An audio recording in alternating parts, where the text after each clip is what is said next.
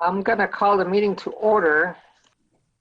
And let's do a roll for the record, and then we'll decide what to do. Go ahead, Tamara. Present. Ricardo Diaz. Here. Scott Dossett. Here. Katrina Kendall. And Daryl Price. Thank you. So it's 3 out of 5.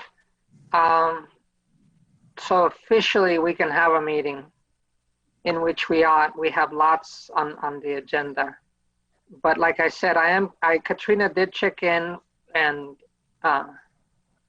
she's not sure when she'll be able to come into the meeting.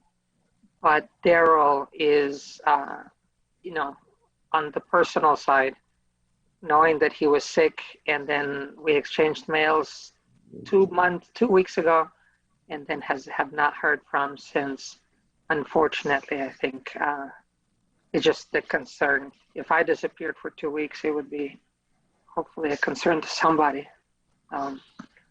So if anybody knows him personally, please check in and see where and how he might be.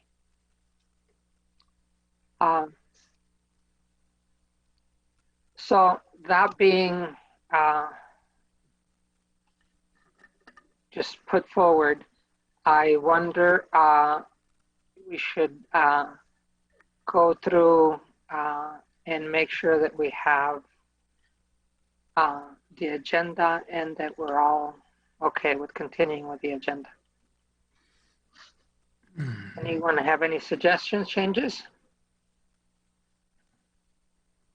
Well, I did have one. It's on the context, kind of long term.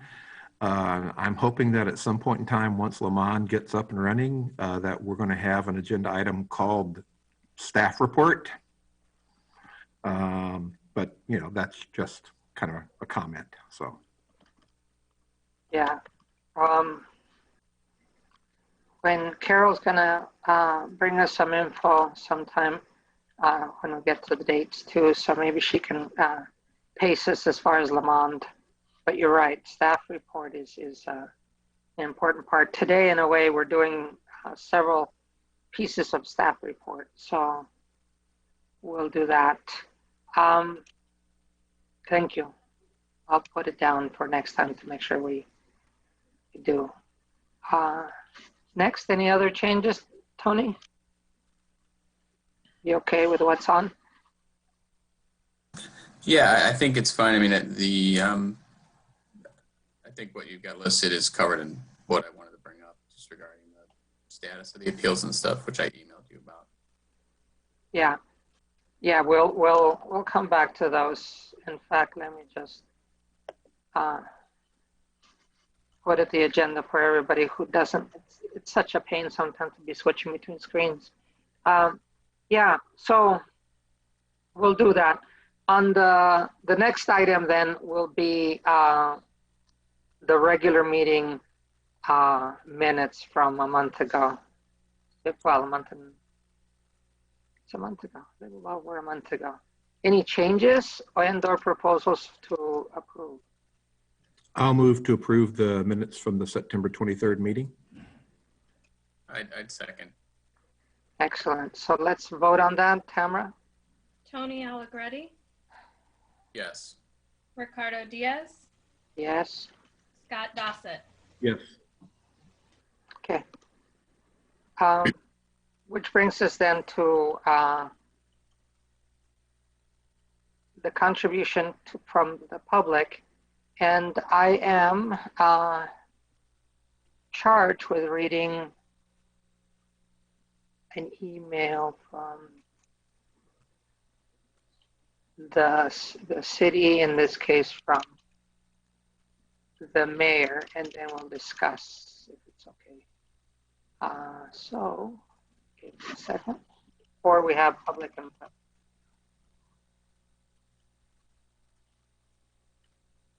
It says, okay. Memo from the mayor, public input. The city takes public comment via email, written format, and verbally. On October 12th, 2020, the Urbana City Council approved new rules for public input during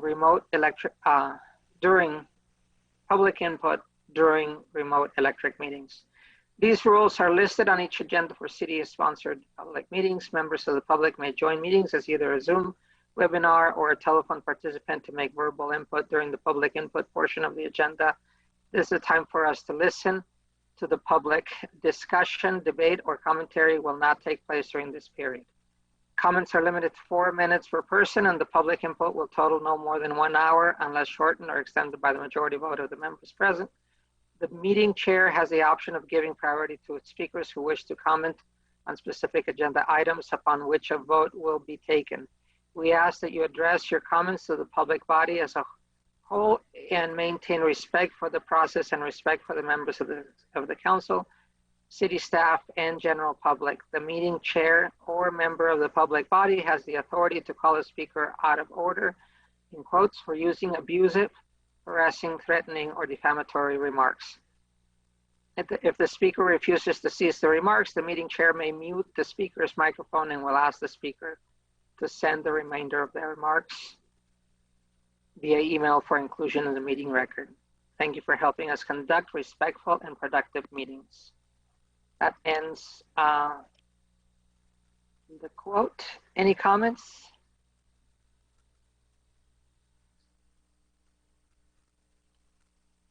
So for the purposes of our meeting here at the CPRB, we can also vote to change or to extend time periods. We have traditionally done 5 minutes with the clock, and I don't think we've ever gone over that hour.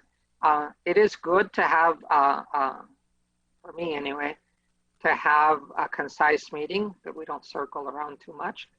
But as you've seen, I am very keen on having as much public input as possible. Hold on, am I still sharing screen? Yeah, no. So I am happy to just have, as time, we normally have 5, 6 participants. We may have more today, but public input. But besides that, I just take them as people raise their hands, and Christopher Hansen's one of them right now. Anybody else who wants to speak, please raise your hand so we can call you in that order. Tracy will be second.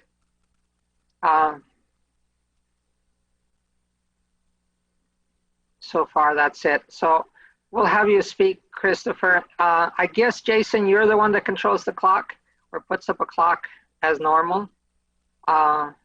And so if, Tony and Scott, if it's okay with you, we'll run just with public input as normal, except for, I think that the call for being respectful to each other and to other people is a good reminder. We should do that without the prompt. But anyway, if we're okay, then let's take Christopher and then Tracy.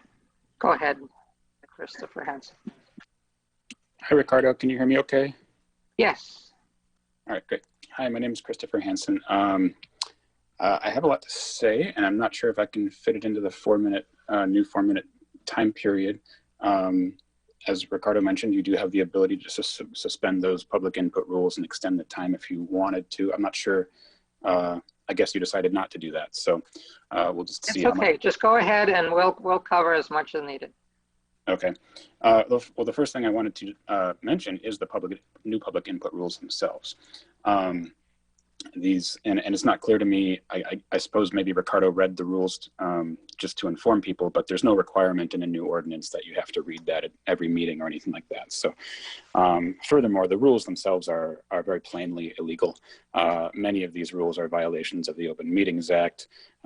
Your attorney presence there, I'm not referring to the city attorney, I'm referring to the attorneys on the CPRB, can confirm that you cannot make prior restraints against, these weird notions of abusive language or defamatory language, those are causes of action that you take in court. Those are not prior restraints that, say, Mr. Diaz can put upon me at a public meeting. You also can't limit public input to agenda items, and that's been determined by the Illinois Attorney General already. So these are clearly wrong and illegal. And I know it puts you in this untenable position of, potentially trying to follow Urbana City Ordinance, which is illegal, or violate the state statute of the Open Meetings Act, which you've been trained in. So you should know that these are illegal. But anyways, the board can suspend the rules and extend the time. And if you wanted to have a back and forth with someone from the public, you could certainly do that. The city council has done that frequently at their meetings, not much recently, but before Zoom meetings, I did it all the time. So that's that. And I guess I'm going to have to spend a fair bit of my time to unravel some of the lies and deception that Carol Mitten has recently dispensed. In regards to the recent hearing cancellation, Carol Mitten at the Urbana City Council meeting said that was because of time constraints. That hearing could not be legally held because of the constraints of the ordinance. Carol Mitten did not follow the ordinance. That's the reason. If the members of this board are espousing that we should go ahead and hold that anyways, even though it's an obvious violation, then I think you really need to explain yourselves. The residents of Urbana, people who have been a victim to police misconduct, have been bombarded by Carol Mitten and Chief Seraphin and staff with all kinds of obstacles in the complaint process. And it blows my mind that when we have a clear violation on their part, the solution is suddenly to ignore it. And when we have all these invented obstacles on their part, we're supposed to follow them all. It doesn't make any sense. And since your board is all about accountability, it's just particularly offensive that that's what we're considering doing. In regards to the costs and time that Mitten claimed about complaints and hearings, your ordinance does not specify a correct amount of cost or time. And I sure would like to see how Carol Mitten came up with those calculations. I think they're really bloated. And I might try to submit a FOIA request to get that information, but that FOIA request will get denied because we don't believe in transparency in Urbana. And as your board is well aware, Urbana is frequently violating FOIA, and that's not just coming from my lips, that's coming from numerous letters from the Illinois Attorney General. I'm quite curious about the presentation that Carol Mitten gave on Monday, and I was surprised to hear, first of all, that the CPRB hadn't approved or seen any of those slides, and I wonder what the CPRB thinks about the amount of information that was dispensed about individual complainants, which clearly make it easy for people to identify who some of the complainants are. And that seems to be a violation of your ordinance. I mean, this is supposed to be fairly confidential. And then this has been discussed and I think agreed upon by all. Complaints can be grouped and categorized, and that can significantly cut down the time. So I don't see an issue there. And the other thing that was really upsetting is Carol Mitten seems to be presupposing that many of these complaints are unfounded or wrong. I don't understand that posture. It should not be that way. I think you're going to find a lot of these complaints do have good founding, and that you'll need to disagree with the chief of police. And it was a little ambiguous to me what I guess Mr. Diaz and Dossett were at the meeting on Monday night. It was a little ambiguous to me what was being proposed. It sounded like maybe what was being proposed, that CPRB complaints from 8, 10, 12 months ago should be essentially thrown out. Is that what is being proposed here? And if that's the case, then I think you recognize and need to realize that if the board members are in agreement with this, you will be fundamentally violating any level of trust that you have with the community. And I just cannot fathom your continuing to be on the board after supporting something like that. Christopher, just for time's sake, if you don't mind, if you'll come back afterwards, because we'll be having that discussion on the agenda. Okay. I was just getting to my last point, so I can wrap it up pretty quick here. Go ahead. So I need you to think about your trust with the community and kind of weigh what it means to essentially dispense of complaints that you find inconvenient.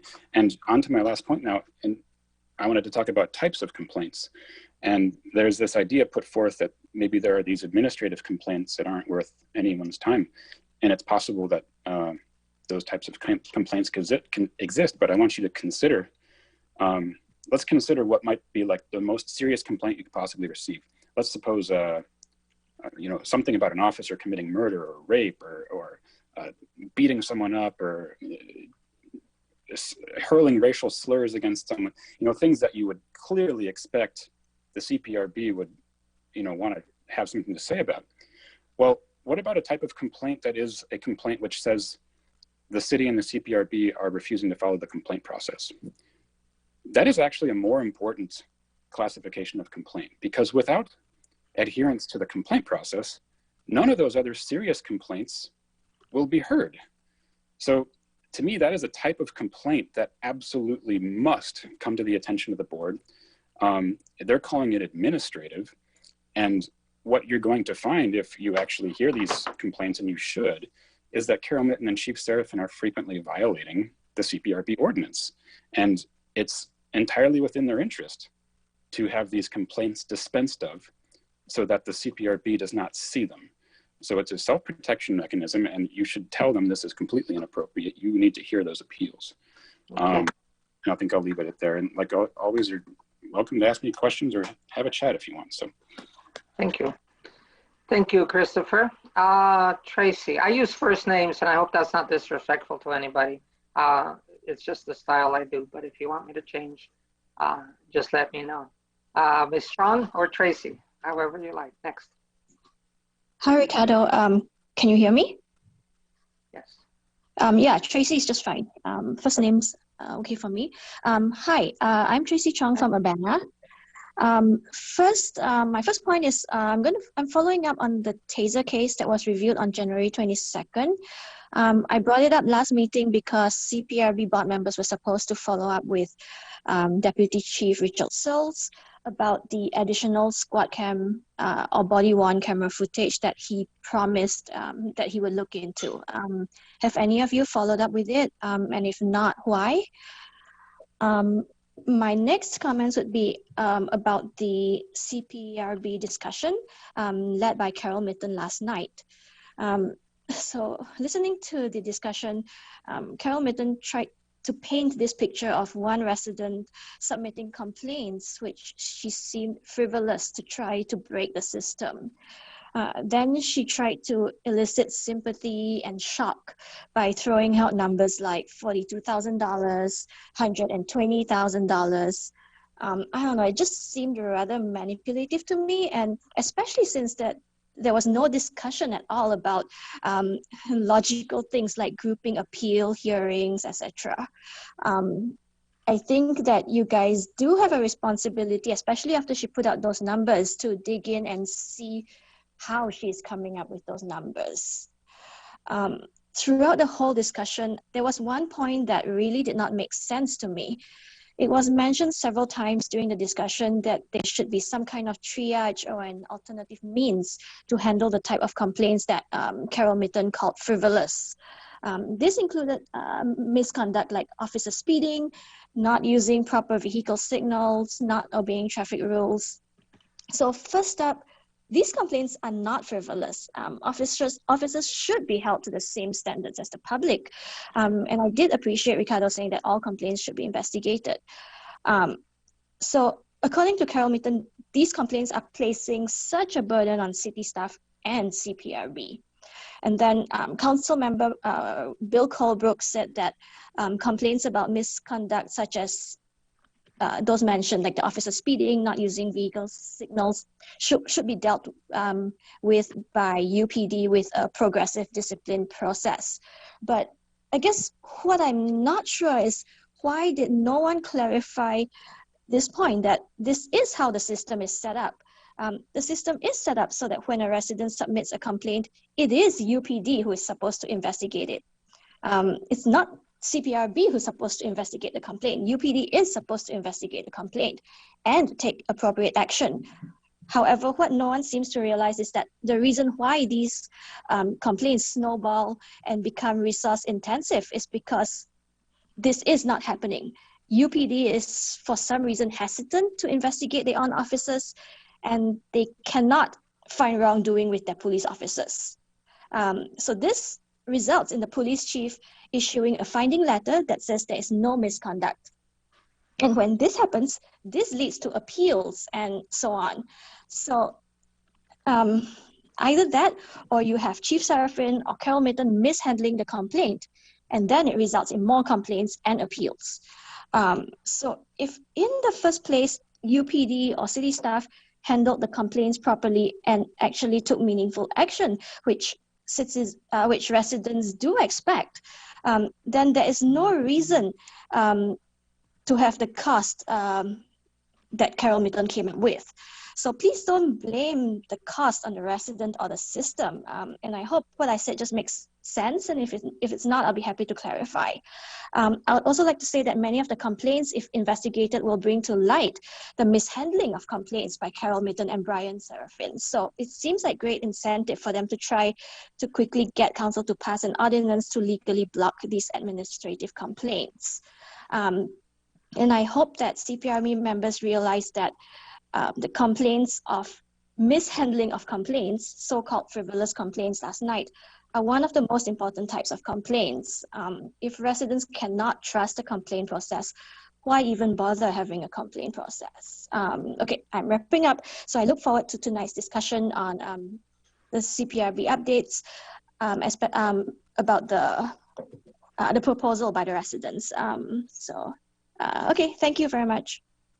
Thank you. Thank you, Tracy. Many of these are important points that I hope are dealt with as we talk through and also debrief. I do want to address the point of how we handle complaints and what is the content. As a chairperson, you won't find me interrupting anybody when it comes to saying names. I find a useful separation to label actions versus label feelings. When we each have an opinion, we should have the right to state it. On the other hand, when it becomes disrespectful, we need to figure out how to make it still within the context of meetings respectful, and I think we can do that. We do have opinions, and there is no other way to put them forward. I do feel every time that anybody gets called out, because if they don't get a chance to answer right away, then it becomes, I don't know, more ingrained. It's what I see some political leaders doing to others, and it does bug me. But in any case, we'll keep on doing as much as we can to have a good dialogue. Any other comments from the board before we go on to the next parts, or would you rather answer or talk through as we do the other business? I just make a quick comment about I'll confess I haven't watched the meeting yesterday, but the process by which a complaint goes through the ordinance is just as important as the substantive deciding the complaint. It's a procedural due process issue is just as important as a substantive due process issue. So if there's a problem with the way the complaints are making its way through the system, I think that's just as important as if there would be a problem in the way they're being in the way that they're being decided. So to the commentators, I agree with what they're pointing out, and that is an issue, and I consider it to be something that we'll be looking at. Yeah, I agree with you on that too. And so what council members and what occurs at their meeting is, for me, their opinion, and we take it when it's in writing or when it is something very direct or their directive for us, then we take it in that. For me, it's otherwise good information and context for doing a better job. Our intention is to do it as fair as possible, to consider everything as they come, and when it gets to be an appeal following process, then they would come to us and be we might have to figure out a more efficient process, but I also take them seriously all the way through. And in fact, when somebody insisted of calling them, anyway, it was a word that basically said they were not as important. I beg to differ, and I said so.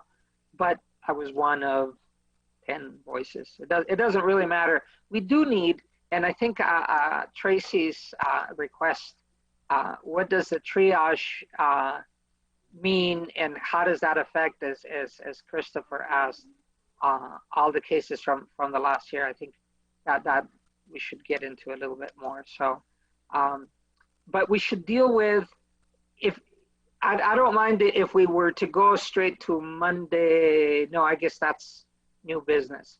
We should go back to the unfinished business and try to take them in order, because we've made some progress on at least reading and considering some of the other issues that are listed there under 5.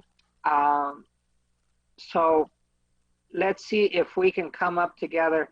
I did not pull together everything because not everybody used Word, but I think that out of us 3, we should put forward some thoughts and then a possible course of action. I think that Scott also is considering. So in order that are listed is one response for the board, from the board members, as to what the council said about no, in this case, actually, no, it's just the way we were considering the petition, the residence petition. Ricardo, I'm sorry, can I interrupt real quickly? Are we done with public comment? Yes, we are. Okay. I'm moving on to 5, the 4 points under number 5. Is that good? Sure, I just wanted to make sure that there was no one else out there. So, yeah. Thank you. Yeah, I saw nobody else raise their hand, so thank you for the clarification. Let me double check. Yeah, and as before, we leave that space at the end for more public comment. And we will decide, we should decide before we get there as to how to handle the total, the reading from the letter from the mayor about a total of 4 minutes versus extending further. So, all right. So coming back to 5A, the residence petition. I got some of your comments, but I'd like to get some general comments and then see what our next step is on that. You want to start with that, Scott? Well, I mean, I guess I have an initial comment. Yeah. And I guess I could make a formal motion to table this discussion until a future meeting, because I don't feel like doing this with 3 out of 5 people in a 3 out of 7 board, frankly. We can talk about it, but trying to push any kind of motion forward or planning, I'm just not sure is appropriate at this time. Okay, thank you. And actually, I was referring to, let me pull the document up, because I think I feel better, at least for people that have commented that they watch on TV. They get decontextualized because they may not have all the packet in front of them. So this is the residence petition that we're talking about. The last instruction from the last meeting, as you'll see from the minutes, is that every board member would take a look at it. We converted it to Word, write comments on it, and then send them to me, and then I would merge them and put them forward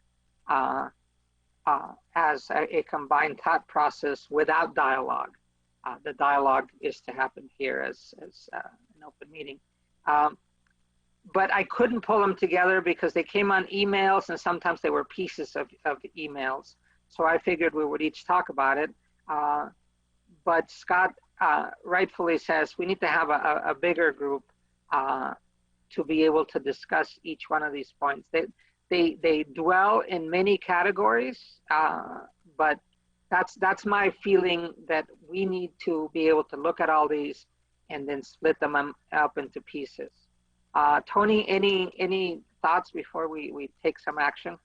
Yeah, I took apart the petition as well, and I just broke it out into 3 sections as far as responsibility for CPRB, responsibility for the city, and responsibility towards another department.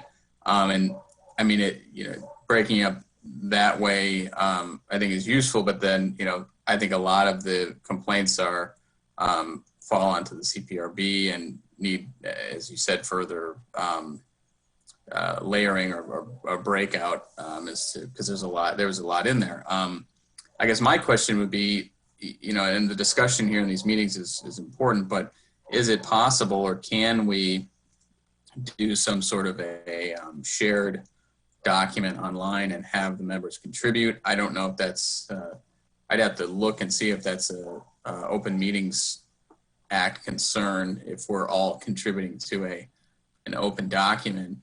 It just I think for the purposes of trying to order all of the concerns in this petition, but it may be a better use of our time if we can all contribute and edit and pull apart the petition and organize it in a way that would make it easier to discuss in these meetings. Because I think going through this whole petition in an open or at a regular meeting like this, this could be the only thing on the agenda, and we would still be here until midnight, I think, talking about it. Yeah, and it's a little bit awkward to do it all together, even in sequence of the petition here. My intent in actually getting people to send comments was the underlying one. Let's all consider it deeply and seriously, because when we start making comments on it, it would give us that. And I feel like people have sent me that kind of thinking. And in discussion with one of you, we thought really we ought to have the writers of this petition present as to what they are, and we would request that, as you said, Tony, that they break it up as to what is CPRB, what they would see as going to City Council, because it's before them too. I mean, this petition did not come just to us. In fact, in the end, City Council has to do its own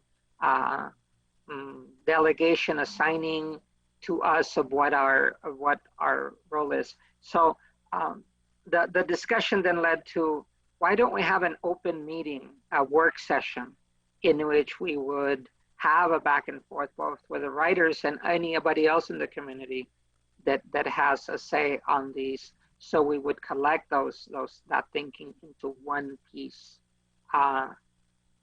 one session, and have that be the one that breaks up the sections, and then we as a board can say, and the way we see this, since we've been considering this for a while, of what you propose, these are the ones that we'd be, I wouldn't say willing, but or it's funny, willing or happy to take.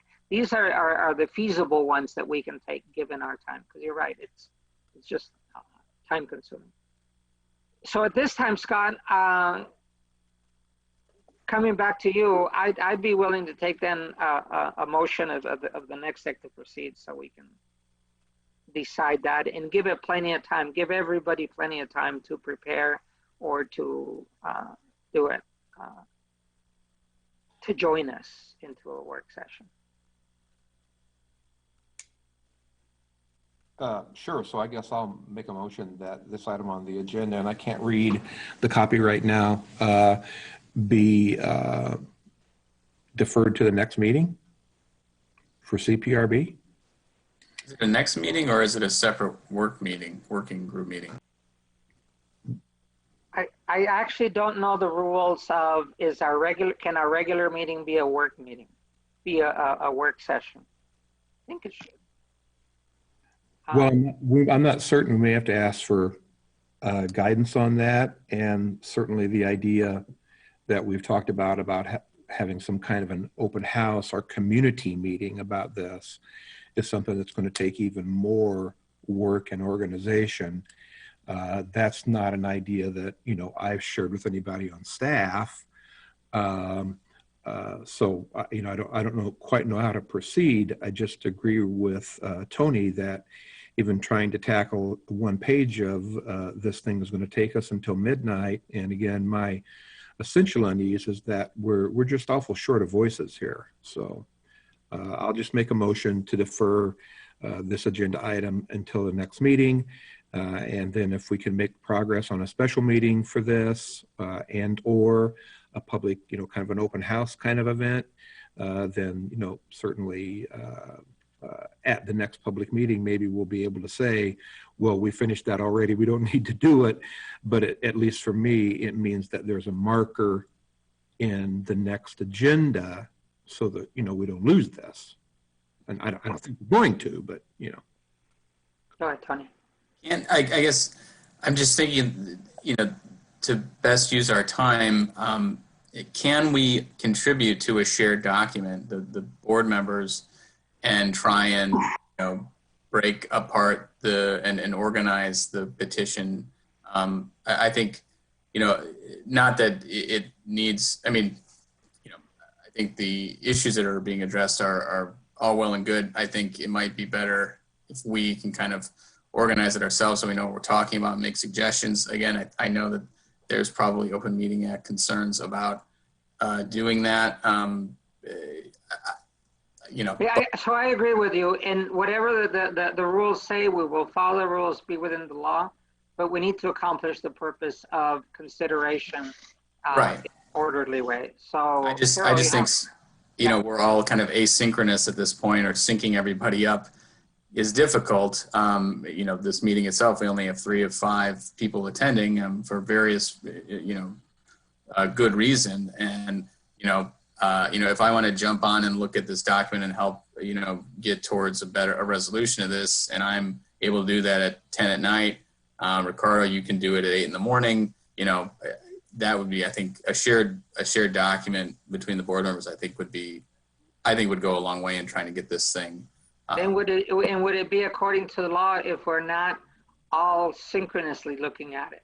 Right, right. That's what I mean. Follow the spirit of the law. That means our discussion is actually written. Carol, were you going to jump in, Carol, to advise us on this? I was. I want to confirm this tomorrow because I am not the authority on the Open Meetings Act. But as you know, you can't have even an email exchange that goes back and forth.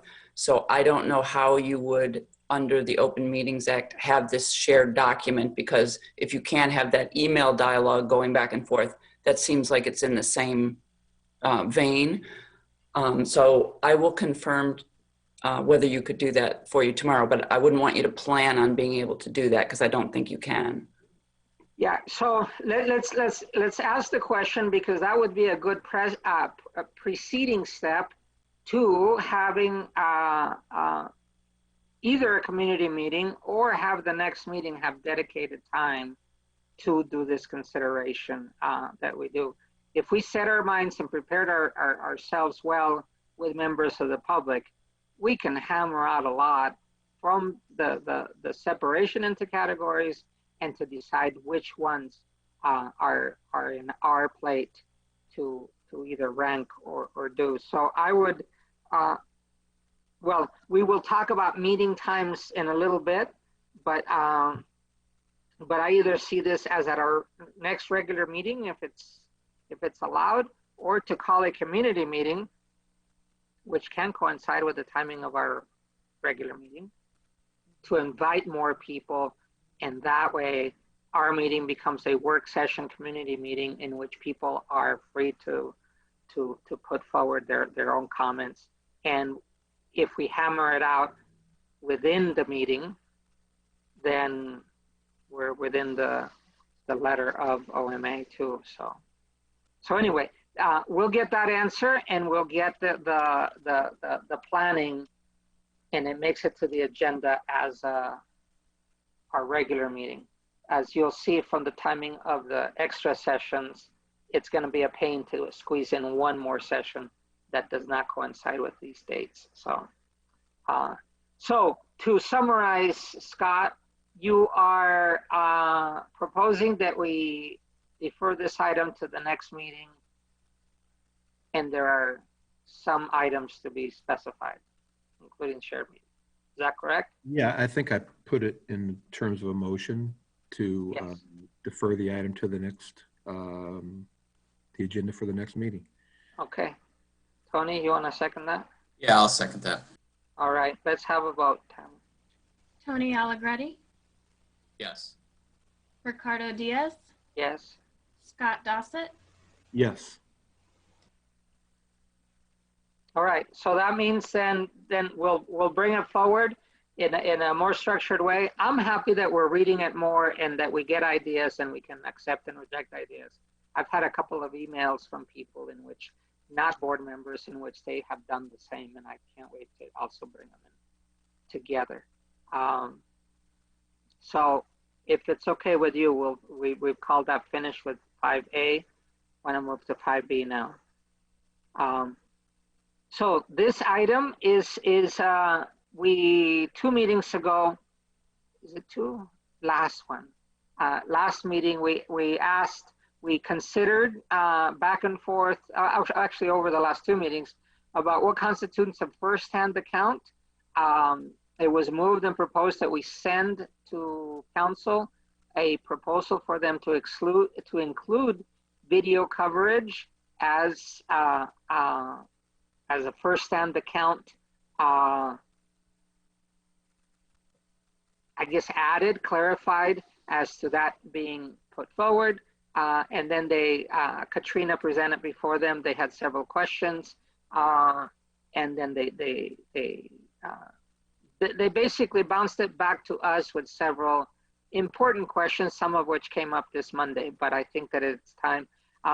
Tony, well, can you speak? Do you have your notes in front of you? I have, yeah, I do. Okay. Would you mind going down, because you had them all listed, and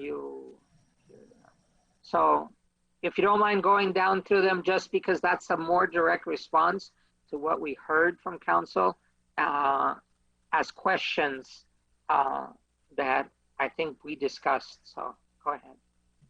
So the first question was, how would CPRB handle multiple complaints generated by watching the same video? If 10 people submitted complaints for the same video, would that be treated as 1 complaint or 10?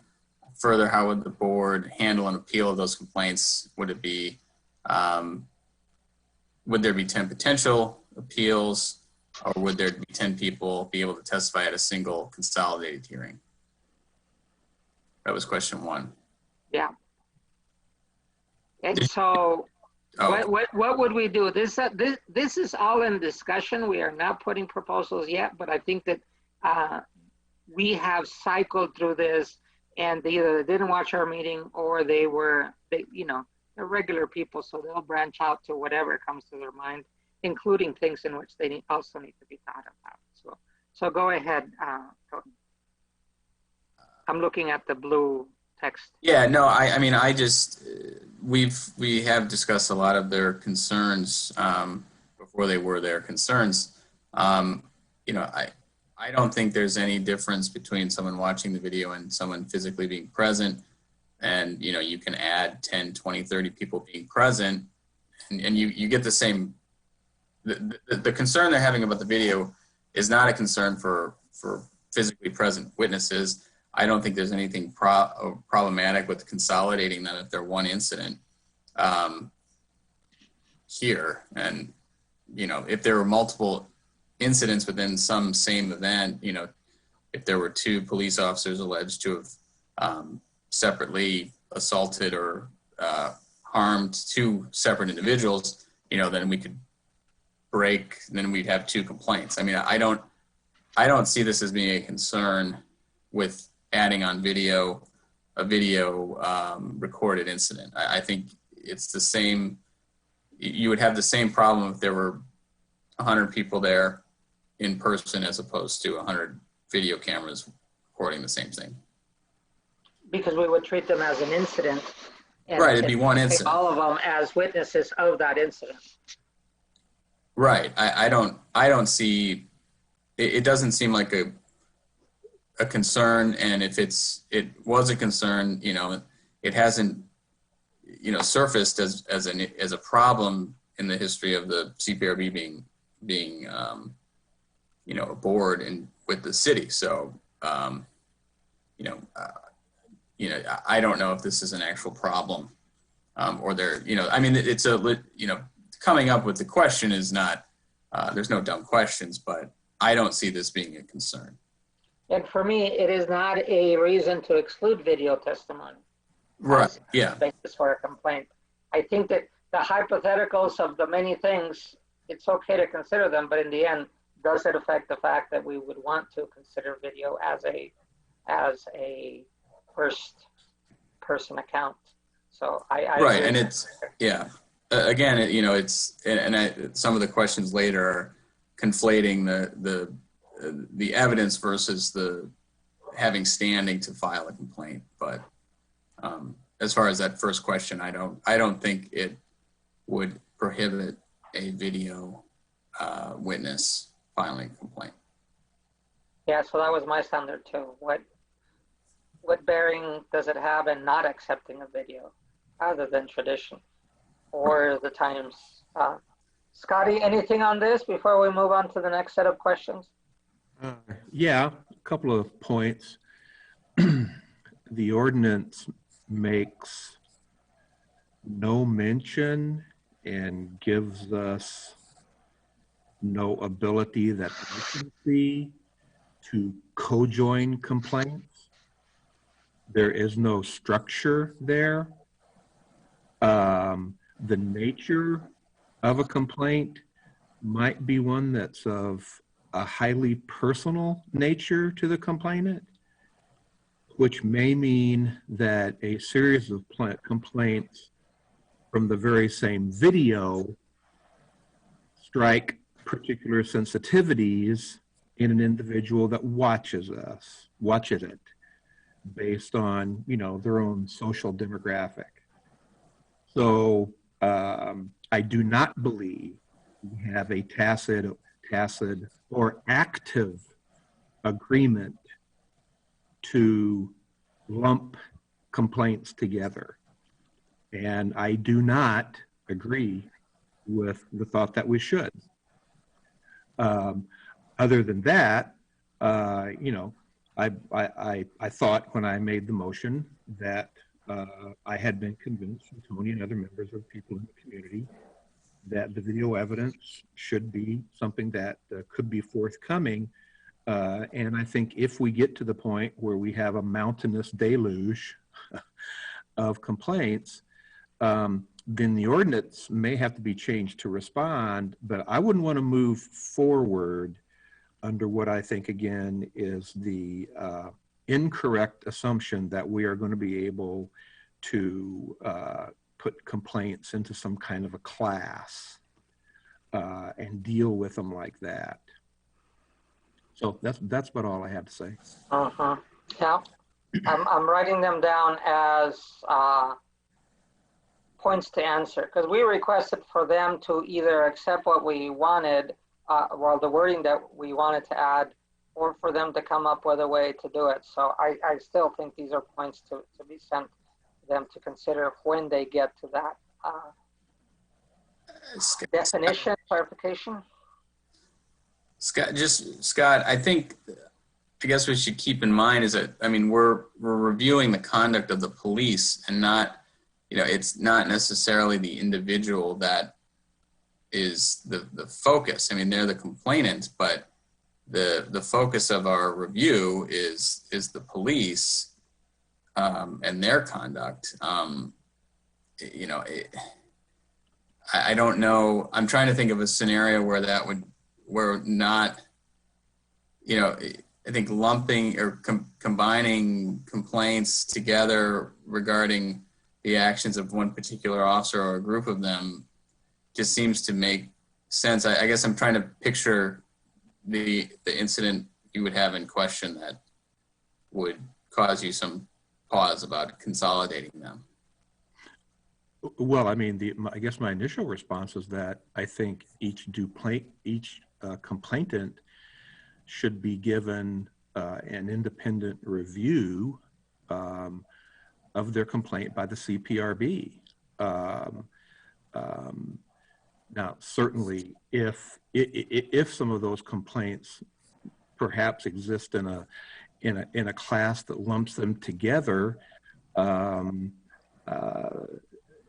it seems to me that every complainant is due the respect of a response to their individual complaint. Which is not precluded, Scott. Sure. If we put them all together, that is addressing their complaint. Well, it depends upon what the nature of the complaint is. Agreed. You know, we have heard impassioned input from the community about the April case, regarding, essential police action, spousal or partner abuse. Those are pretty, kind of different sort of bookends of the complaints or the input that we heard from that one event.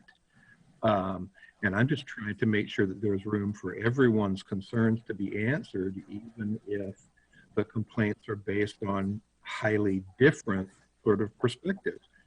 I mean, my biggest critique about that is partly tactical.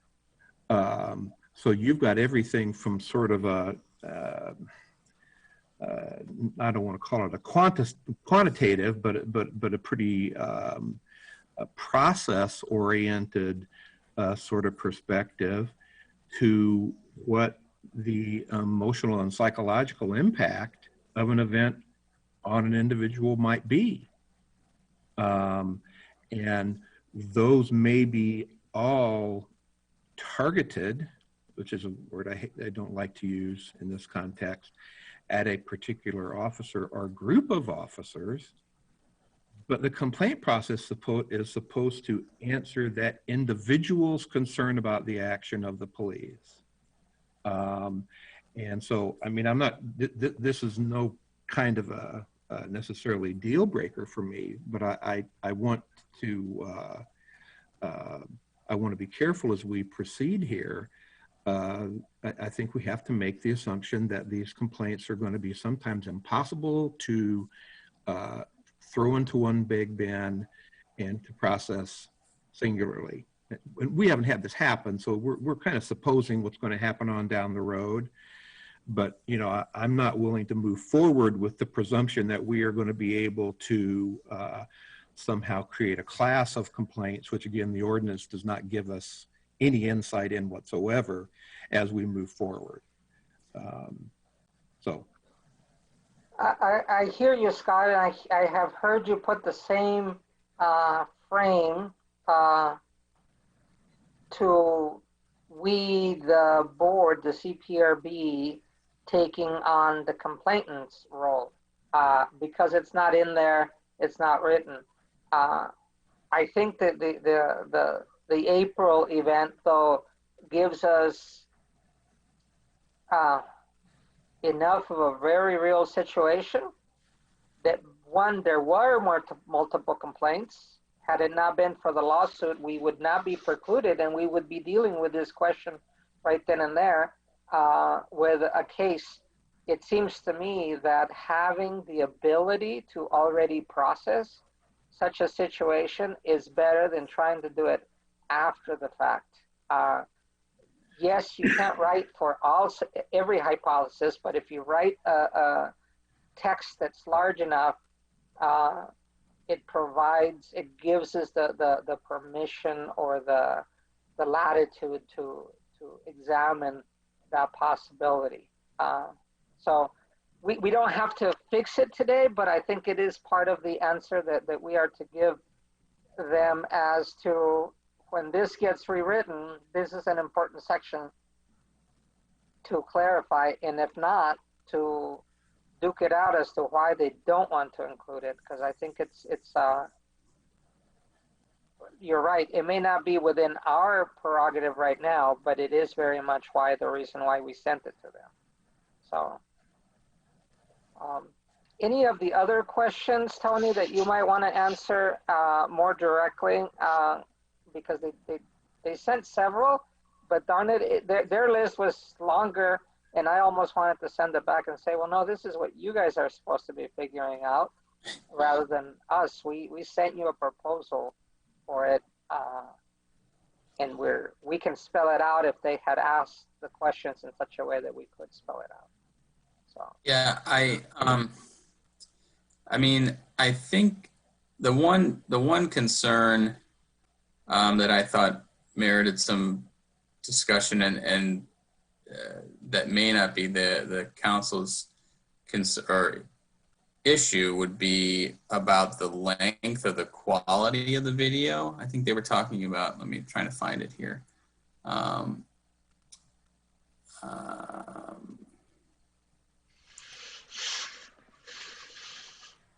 Sorry, now I've lost it. Once, here we go. About it being where it's posted, where this video is located. You know, if it's not sufficiently long enough to merit a complaint. I mean, again, I think the council is also conflating this with evidence versus standing, and but I do think, you know, if you post something online or on YouTube like they've suggested, or Facebook, you know, we should be able to somehow corroborate that it's actually occurring here. But I don't know if we're going to have a problem where the you know, a complaint like that would be denied because you know, they're going to hear from the Urbana Police Department that this is not, we don't know what this is. This didn't happen in Urbana. I think that, you know, we may have to figure out exactly what, you know, what type of videos, especially shorter ones in nature, if that were to be a problem. I guess that's the one thing I thought was something we should probably discuss or figure out. I still think there's a correlation with someone being physically present at an incident and not seeing the whole thing, and that's going to happen. But that doesn't preclude them from filing a complaint. But I think with the video, it's a little more pressing because, you know, we may only be presented with something that's incredibly short, and, you know, well, I don't think we should take some hardline approach of, you know, if it's under 10 seconds or whatever, we're not going to consider it. But again, there may need to be some sort of corroborating witness if a video witness is so short. yeah, I would agree. And actually, for me, that question didn't bother me in the sense that, well, if it's a 10-minute or you know, a 15-second. Once it's been established that the incident did happen and that is one of our officers, then it is ours. Mm-hmm. Then we look for other evidence. We look for whatever report from that day, and we get a better picture. I keep thinking that many of our considerations, most of our work has been done in the taser side, and in those we were sometimes with 5 officer reports and 3 videos, because that's the information we had to consider. And I think that as long as we could take in all the information, the prompt of the complaint, however small, if it's enough to establish that something did happen and involve one of our officers' misbehavior, then it's enough to consider as a case. And for me, that's ultimately, I think it comes back to what you said before. We are considering the officer's conduct. We are not considering, can the observant prove it? That's only part of the information that we need. Mm-hmm. If the officer, you know, if there's cause for complaint. So just like in every other hearing, we would want to have as much information as possible even if the complainant didn't know it existed. Right. So anyway, Yeah, well, can I yeah. take a Please. just a step back here, or a step back? I guess I was under the assumption that if a video segment were allowed as grounds for a complaint, similar to the handwritten or typed descriptions of incidents that we receive now, that a copy, a physical copy of the video, a thumb drive, or at the minimum, a URL with a pretty pointed reference was going to be part of the packet. So in my mind, Tony, the question about the length of the video, looking at it from that perspective, kind of goes away. I mean, terrible things can happen in 5 seconds and be caught plainly on a video. As long as the board and the HRO are presented with a known version, a copy, then, you know, I think we can proceed with the complaint. If the response to that video and therefore the response to the complaint is, you know, we're sorry, we just can't see anything, you know, then that's a rendering that we're going to, I think we'd be willing to make. So length, you know, quality necessarily at a point, I think as long as the people understand that they have to provide us with a copy of what they are basing their evidence in the complaint, then we should be okay, right? I think so. I wasn't bringing it up as a way to preclude video complaints. I just thought that was, of the points that they made, that one I thought, you know, had something to chew on as far as. So as we discuss these details, we will, if not now, and I'm okay with doing it now, what's our next step? So they asked a bunch of questions. I feel like there's two paths to it.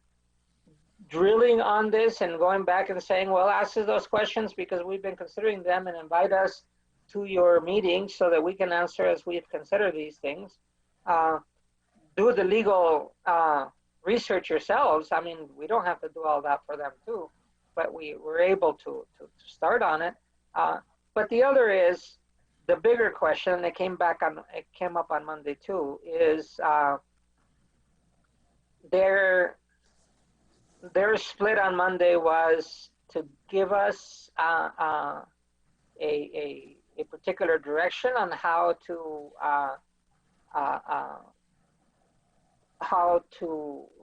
rank or separate complaints into different categories, or to do a wholesale rewrite of the ordinance in which that item was considered. But this would be another item for them to consider.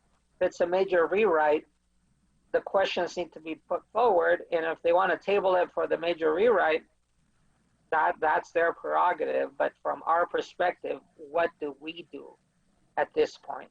Do we push it back to them? I don't want to be arguing with them on paper. I'd rather just get to, let's make a decision on how we're going to handle it, and then,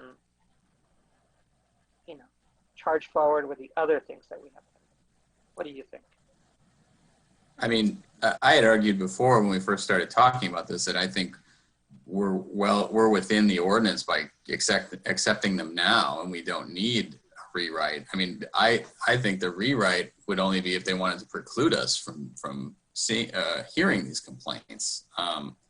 You know, we talked at length with the city attorney here, and there were other attorneys on the discussion about the way the ordinance is written. The personal knowledge requirement or firsthand account it doesn't preclude includes video accounts. So, I mean, you know, we took a motion, we sent it to the city council, and they specifically asked, do we need to deal with this now? Or is this something pressing or not? I mean, I'm of the opinion that we can hear these types of complaints now. And now whether or not they get to the, you know, I would imagine that if someone tried to complain to the Urbana police based on the video only and they weren't there, they would deny it, but then we would be able to then review that appeal.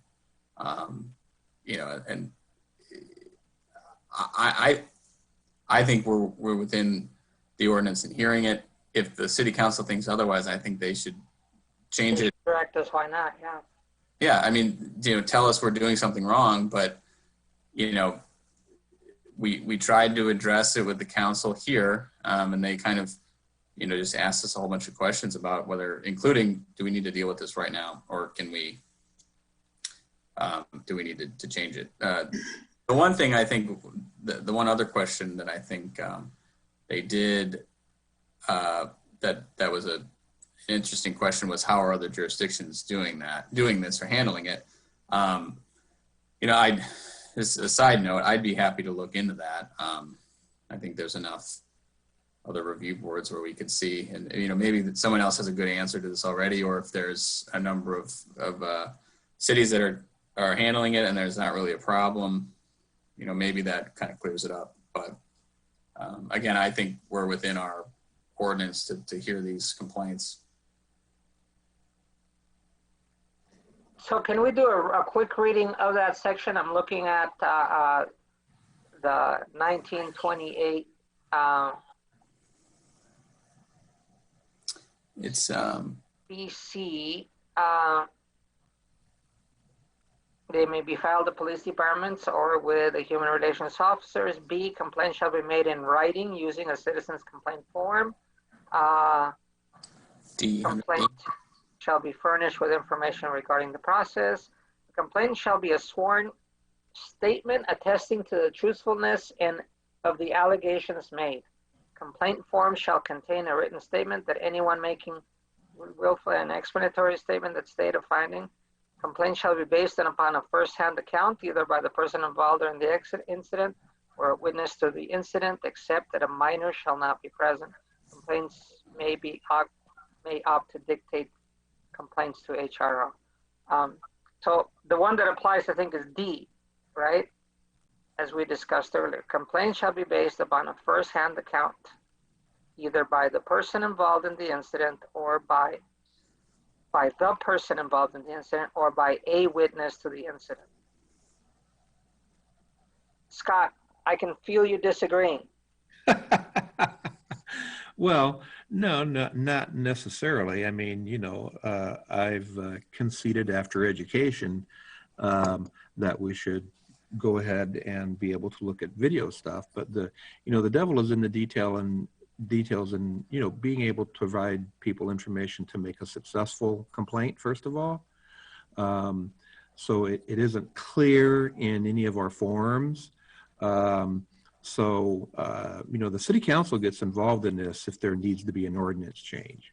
If we are proceeding ahead saying that we already have the ability to do video reported incidences, then I think we just need to bravely shoot out into that world. And if we get a correct back from city council, then, you know, that's okay. They slap our hands and say, no, you really shouldn't have done that. And it'll become their top priority. And so my concern then becomes making certain that a complainant has the information they need. And essentially that we not have to elicit any kind of ordinance change, because at that point in time, the council has to become involved, right? So, yeah, so I agree with you, Scott. Now they are not involved in our policies and procedures, the origin and the publication of those, which I know, Tony, you've been spending some time with, and they are not involved in, you know, okaying the forms that we use for complaints.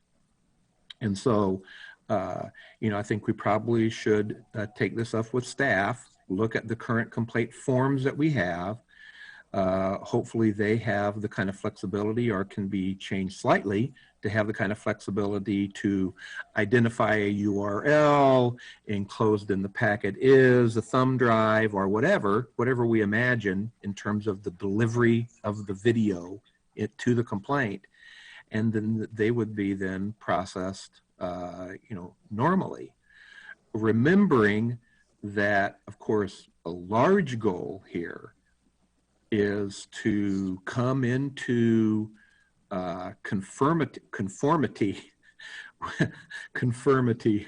Yeah, it's been that kind of day. Conformity with the ordinance itself already, which says that the CPRB is the central registry of complaints. So a big thing that we are working for here, and I do not want us to lose track of it, is that it is not up to the UPD what the original dispensation or triage or anything else, whatever word you want to use, is of a complaint.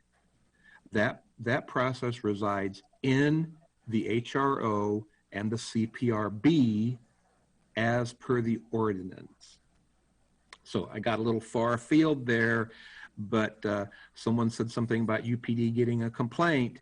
And right now, let's just remember, if the system is working the way we're trying to pull it back into design to do, the HRO, recall that we took the police department address off of that complaint form. They no longer go there. So, in summary, I guess, I think we should make sure that our complaint form gives people the flexibility and the understanding they need about how to use a piece of video. And once we go through that step with Carol and or others, Lamont, I think, needs to start getting involved in this stuff pretty quickly. Then, we go and see what happens. Okay, and in fact, I don't even know if we need to vote for more specifically, but I am writing this note as to a follow-up item. Check that our complaint form allows the complaint for them to know that they can use a video as part of the complaint process. Yeah, I would say too broad? I would say gives guidance. We're allowing it by the conversations that we've been having. But I'm just trying to imagine exactly how this happens. They could burn it to a CD-ROM. It could be on a thumb drive. But essentially, we need a piece of that video in the appeal. Now, maybe I'm wrong. Maybe you would say that, no, why can't you just use the URL that everybody else is clicking into? I consider URLs to be ephemera.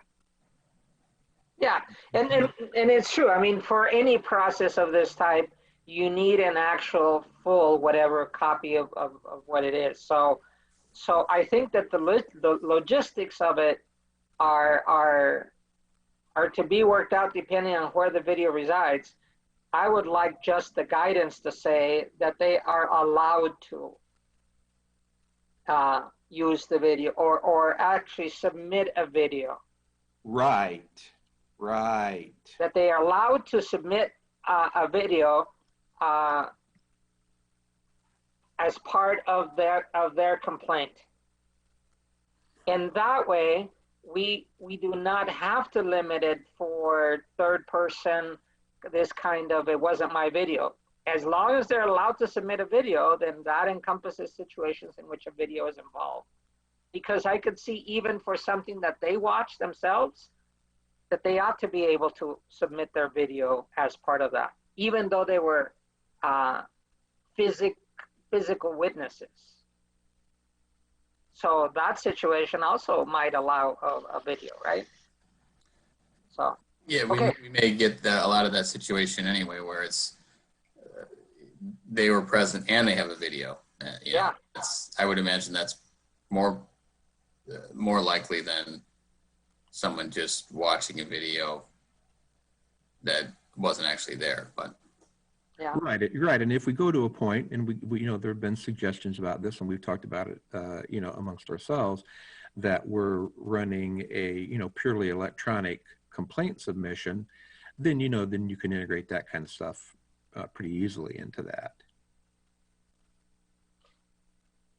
Okay, so the wording, it keeps changing, but verify that our complaint form gives guidance that complainant is allowed to submit video as part of the complaint process, and then talk with staff and become member for this to become a part of the complaint form. Okay. I hate to just, I don't want anything rejected because we didn't vote on it. So I think it's better for the minutes if we propose and we all agree officially. So can I have a motion on this wording? Well, do we need to talk through any more of Tony's list from their questions before we get to that point? That's a good question, except that I was ready to move on given that we are pushing, if we are pushing to allow the video, then a bunch of their questions, it's not that they're irrelevant, it's just that we've either answered them or we're willing to answer them if they call us for it. You know, if they choose to not accept what our new procedure is going to be. Right. I agree. I mean, we've tried asking permission, and now, you know, if we have to, we'll ask for forgiveness or they'll change it and preclude us. So make a motion, Tony. I would make a motion to include in the complaint forms the allowance of attaching a video link or particular video document in whatever form to the complaint form, if they.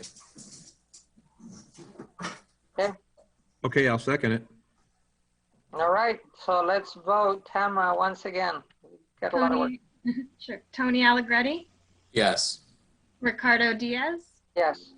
Scott Dossett, Yes. Excellent. I'm glad to have some forward movement on these items as they come along. And frankly, I would want to give other consideration with everybody in the room, but it seems like the more we wait for that situation, it becomes less and less an option. Oops. Am I allowed to share, Jason? Or I am sharing the agenda? You're sharing now, yeah. Okay, good. So that's 5B. 5C is actually status of complaints and appeals. We can read them off now, but it will also be part of our discussion of Monday. So under the new business. So Carol, can I ask you to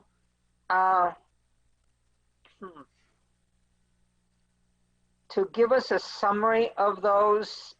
I know you have them in slides. Maybe if I say, let's come back to wait to 6, and then you can show us slides of what the status of complaints and appeals are.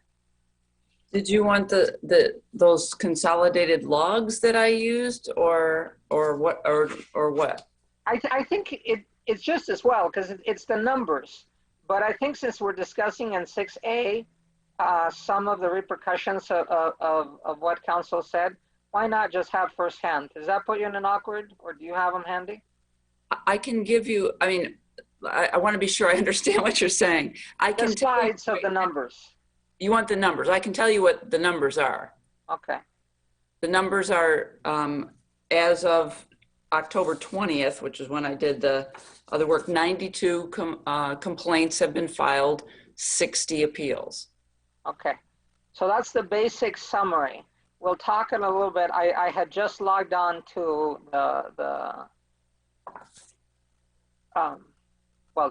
to the internal folder in files that have that. But if that's okay with everybody, can we just leave it at that for now on 5C? Sure. Thank you.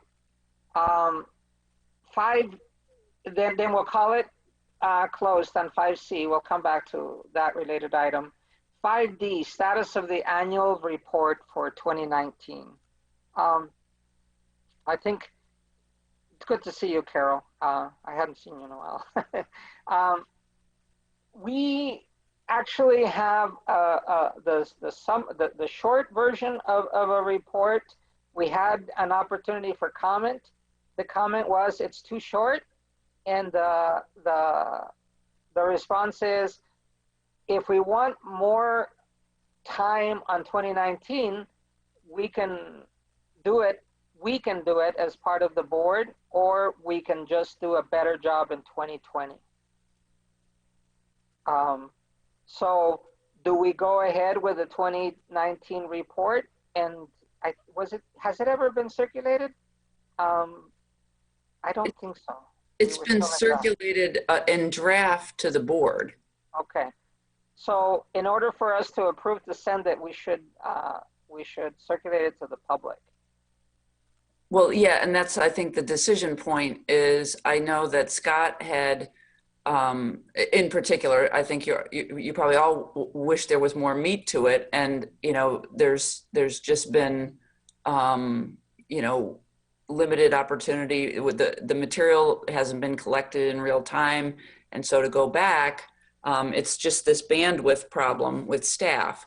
So if you wanted more substance in the report, you know, I would ask you to say, you know, we really want to focus on this one area, and then let's figure out a way to work together to beef up a particular section. But if you're ready to move past that, then you know, we can post it and you can move on. So it's for the board to give direction, I think, at this point. So Scotty, can we say that we will finalize at the next meeting, and that whatever time we can spend on it in the next, you know, in the next 2 weeks, so we can circulate it to the public before it goes out to City Council, or I guess it can be just part of the packet for the next meeting, and whatever state it's in, let's just vote and put it through. So if any one of us wants to spend more time on it, then that would be wonderful. If not, it's our final call. Well, when I first saw the report, I offered to put my shoulder to the wheel to try to improve it. That offer still stands, but I don't know how to lead that effort. I don't know whether I have access to UPD case logs and files on this kind of stuff, what kind of security they would have to be used in.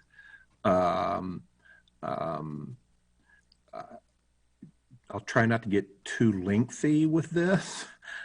Would you like to have an offline conversation with Rich about that? Sure. And I mean, that's the way we've done it before, right, Scott? We go into their conference room and they show us what they've got, and then it gets, you know, it gets extracted, aggregated or whatever, so that it comes out. So that's okay.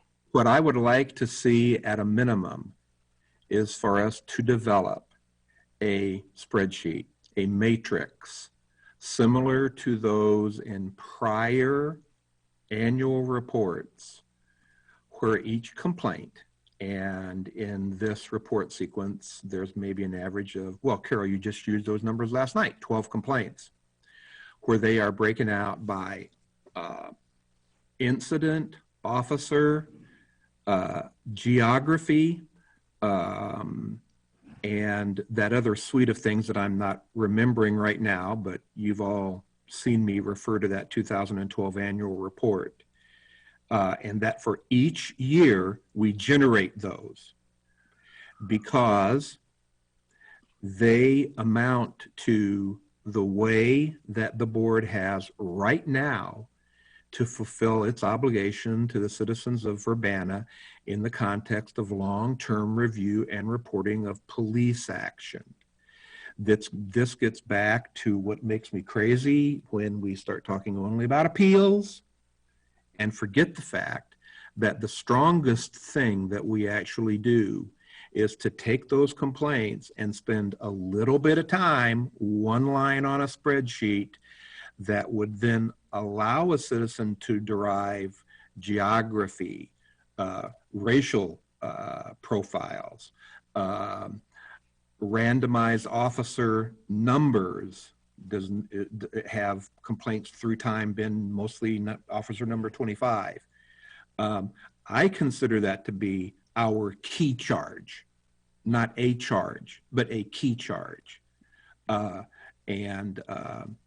think this quote unquote 2009 report, which is actually more like a 2014 or so to 2019 report, has to have that in there as a minimum. And if there's anything I can do to make that happen, I will.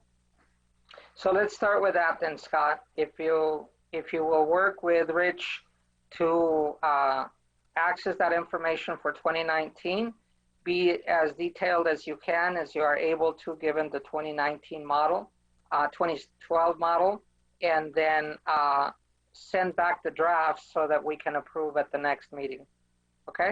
All righty, sure. I guess what might help is to make sure I have kind of the raw data from Elizabeth's draft, who I want to take the opportunity to thank so much for doing that work in the first place. And none of my dialogue is at all meant to minimize the fine effort that she had on that, so that we were kind of running, parallel lines down to the same horizon, So I would like to see what other kind of underlying data there is in the draft report that's out now. So right. I think the best thing, Scott, is just for you to come into the office, and we'll socially distance in the big conference room and talk it through and share with you what we have. Okay. All right. Great. Well, I'm going to have to wait, of course, until after election day for that. I'm judging.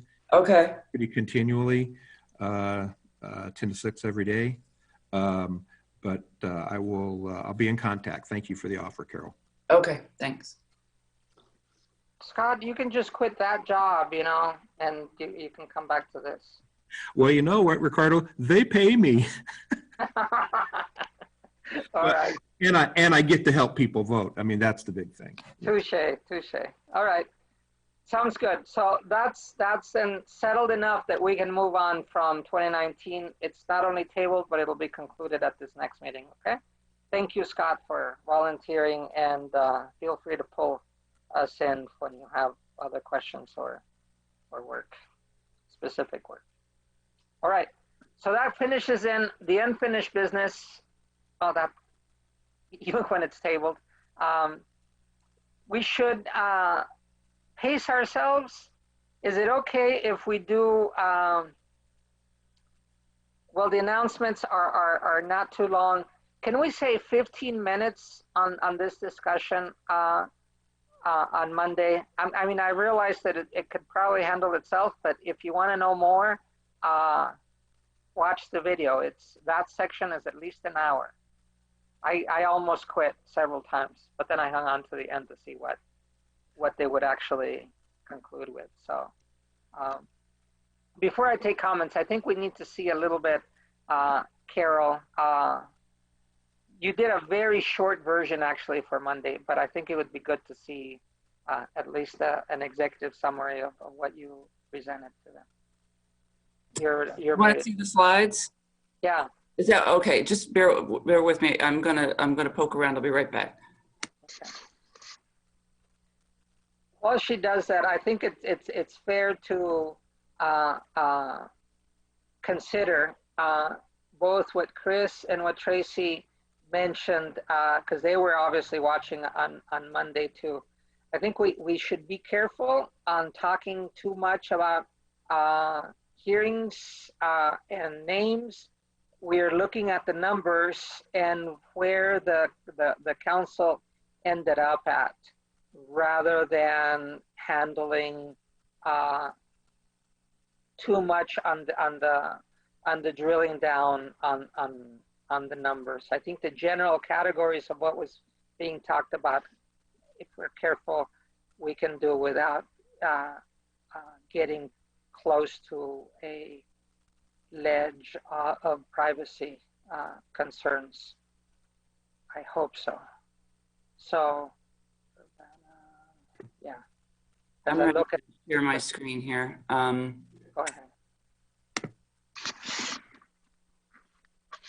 ahead. Is that up for everyone? Yes, we see. Okay, let me find the slideshow. Okay, would you like me to just run through it quickly? Yeah, please.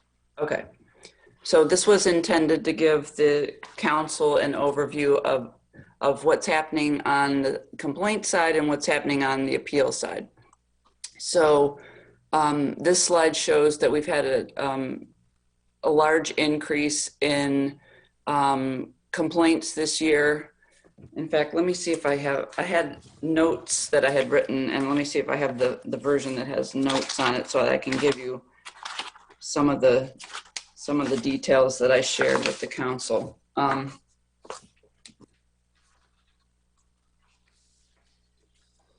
All right, so the average number of complaints for the 10 years prior to 2020, and just a reminder, this is 2020 year to date, the average has been 9 complaints per year, and we're already at 10 times that number for 2020.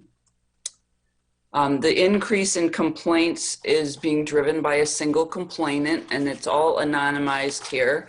But in the logs were shared with council, and I sent it to you all as well. This is what I shared was a condensed and anonymized version of the logs.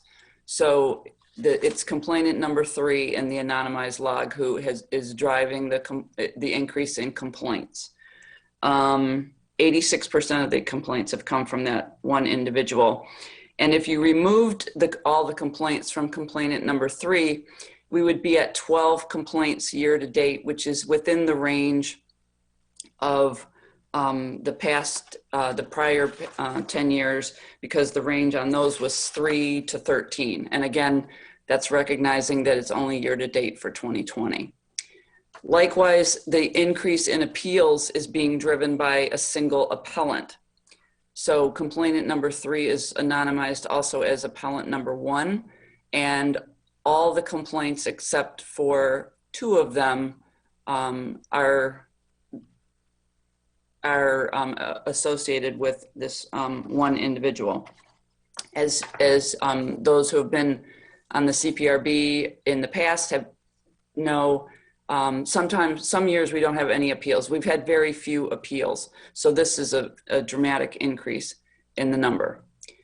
Now, what I also shared was we tried to categorize or to what I want to say. Yeah, I guess categorize the types of complaints so that you get a sense of, and this is important to me, I hope it's important to you. This is what I was trying to make clear to the council, is that, and I'm focusing on complainant number 3, and again, this is year to date, about the types of complaints. So they run the gamut, right? So some of them are administrative and procedural complaints, and those can be complaints that process wasn't followed, things were done in untimely way, things like that.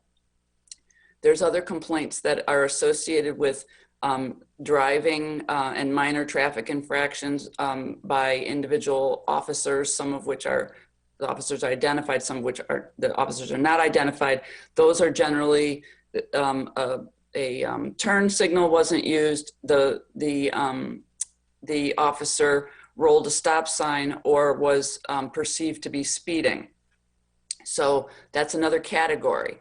And then there's the April 10th incident, and then there's misconduct and other. So those would be anything that is more of a more significant nature. So I don't believe I ever used the word frivolous. I was trying to make a distinction of this along the continuum of what's significant and what's less significant.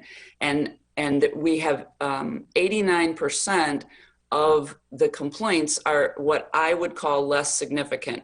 And when we are dealing with the challenge of, I mean, you have assigned yourself, some tremendous tasks of taking on, the processing the resident's petition to, you know, to reform the CPRB, wanting to beef up the annual report. We have all, you know, we have a backlog of Carol, not to dwell as much in the responses to the situation, but the Okay, first question I had on Monday on this was, this is complaint number 3. What does the other types of complaints that we've had? Scott and I started doing that with 2019, and we did some. But I think that it's one thing to do complaint number 3, but to do overall, I think that's part of the report that we're looking at that Scott was talking about, right? 2019?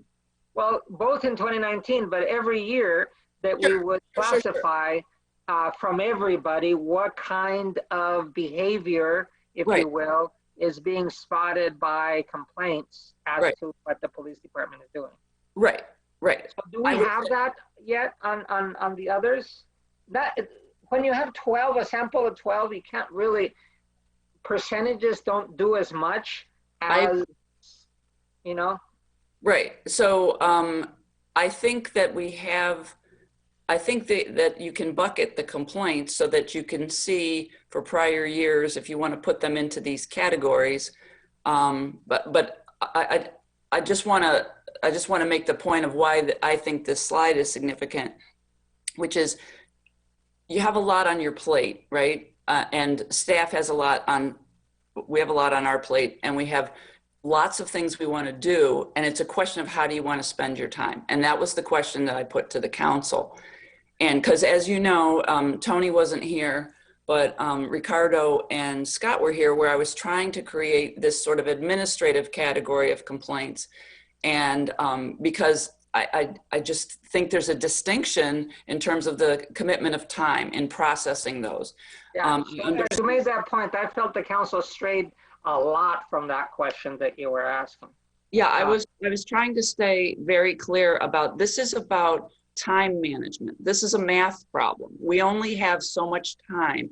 How do you want to spend it? So anyway, so then there's 2 things being accomplished on this slide. On the left-hand side, it's the conversion rate of complaints to appeals. So you'll see that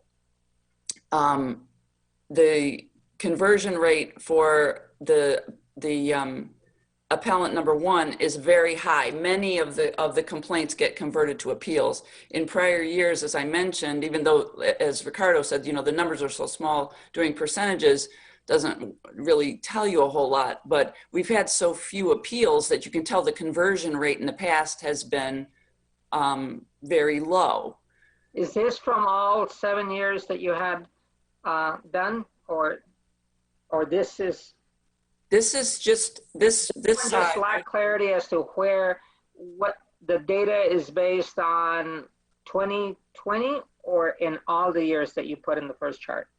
No, this is just 2020. This is 2020 year to date, the conversion rate for things getting appealed. And then on the right-hand side is taking what has been appealed and chunking it out in the same way that I chunked out the complaints on the prior slide. And then this is the just a back of the envelope. There's no more science to it than what you see on here. We estimated an average amount of staff time per complaint, 6 hours in processing it. That's in the intake, that's in the posting, that's in the you know, whatever correspondence gets sent, that's in the investigation and so forth. That's everything to getting to a decision. And we just kind of averaged, again, not a lot of science to this. This is just a kind of a back of the envelope, $75 per hour. That's wages and overhead. And then there's an average cost per complaint, and then that's multiplied out. And then we see that the cost for 2020, based on these, you know, rough averages and so forth, we do not time keep on this in any way. Okay. So, but to me, the more significant thing is that this amounts to about 500 hours of staff time to do all these complaints. So, and that's what we've spent. That's what we spent so far getting to where we are with all of these complaints. that have been processed and completed. I think there are probably some that are still in process. We did a similar calculation on the appeal side. Now, as I tried to stress at the city council, this is money that has largely not been spent, although we have incurred a fair amount of staff time on some appeals. This is a little bit different. We assigned an average, again, this is just an estimate of 15 hours per appeal. That would be through the, through the entire appeal process and the hearing and all of that, which we haven't done anything, start to finish yet. So at least I haven't participated in any. So 15 hours is just an estimate. We had a slightly higher wage and overhead rate of $100 because there's higher level staff involved in it. And then there's a cost per appeal. We estimated an average cost per appeal to the hearing officer of $500. Now, again, we anticipate that we're going to be grouping these. So say we had grouped, we had successfully had a hearing for 6 appeals.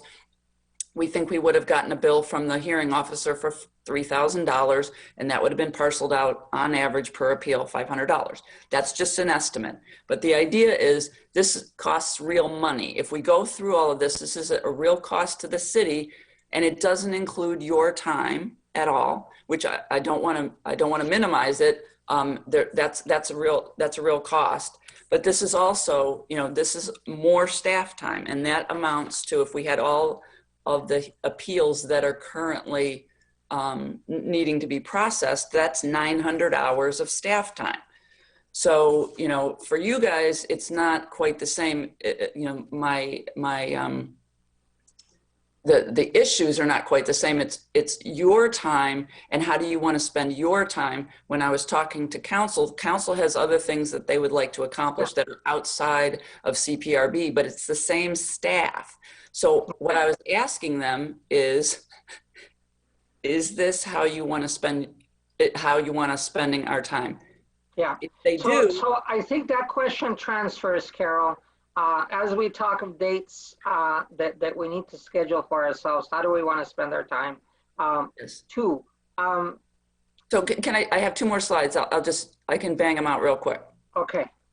Okay, so Yes, all I accomplished on the last 2 slides, and I won't go through it in any detail, is in other jurisdictions, they have narrowed what they will investigate, what the oversight body will concern itself with. So what I was suggesting to council was, in the interest of spending staff time on the more significant complaints, on the more serious complaints, on the more serious appeals, that there be some kind of tiering of complaints. That's what I was asking for. So, so I used the district, which I'm familiar with, and the city of Chicago. So that's the end of the slides. Thank you. Thank you. And I know you shortened it from what I heard Monday. I asked everybody to watch on Monday night, but just as happens often with city council, this was a new item to them. So it didn't start until 9-ish, after 9, and it went to the end of the meeting. So there's a lot there to be had, especially because the council members, they each need their education. What does the CPRB do? How did it start? That kind of stuff. But coming to the question that happened, and I hope I recall it enough. In a way, Carol's question was, how do you want to spend your time? Is this the way you want to do it? And the answer came back as, we need to talk about it. That's what I heard. We're setting a meeting with a work session so that we can talk about how to categorize these kinds of complaints in general to the city, and then to the CPRB. Because the original question, I think we've seen it. We've been watching our log and knowing that if it took 3 hours per, we would be here for a long time. And as we talk about dates, we will talk about that. There's resources.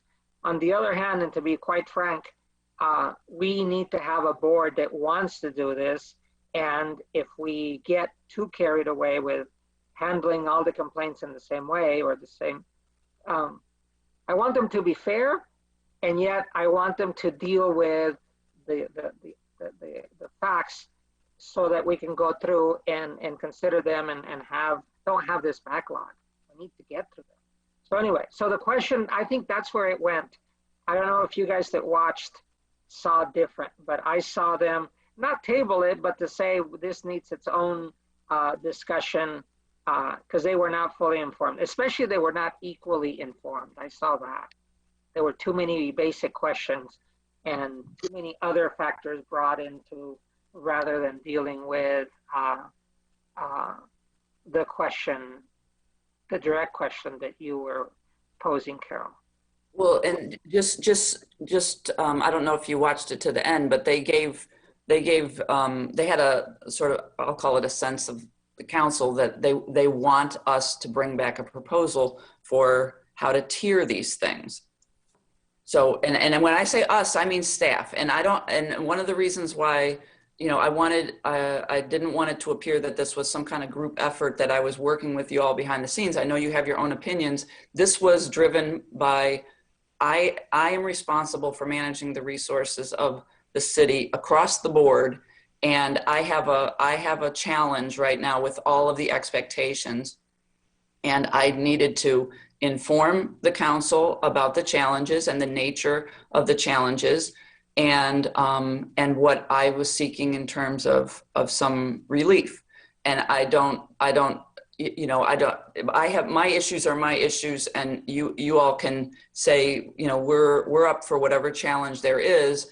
But my concern is, as somebody who's been trying to schedule you all, I don't think you don't have the same kind of availability that is, at least that I'm understanding, as the tasks that you're assigning yourself. So anyway, I think we both have challenges. So we've had that. And you mentioned it, but I think it's good to put on the table. In the end, we're volunteers, and it is a volunteer management problem. When people are volunteers, they choose what to do and what not to do. And that often happens is that volunteers don't show when they don't want to do what you ask them to do. I would say, I don't know, 40, 50% of my time is managing volunteers. And it's harder because you don't have money to give as incentive.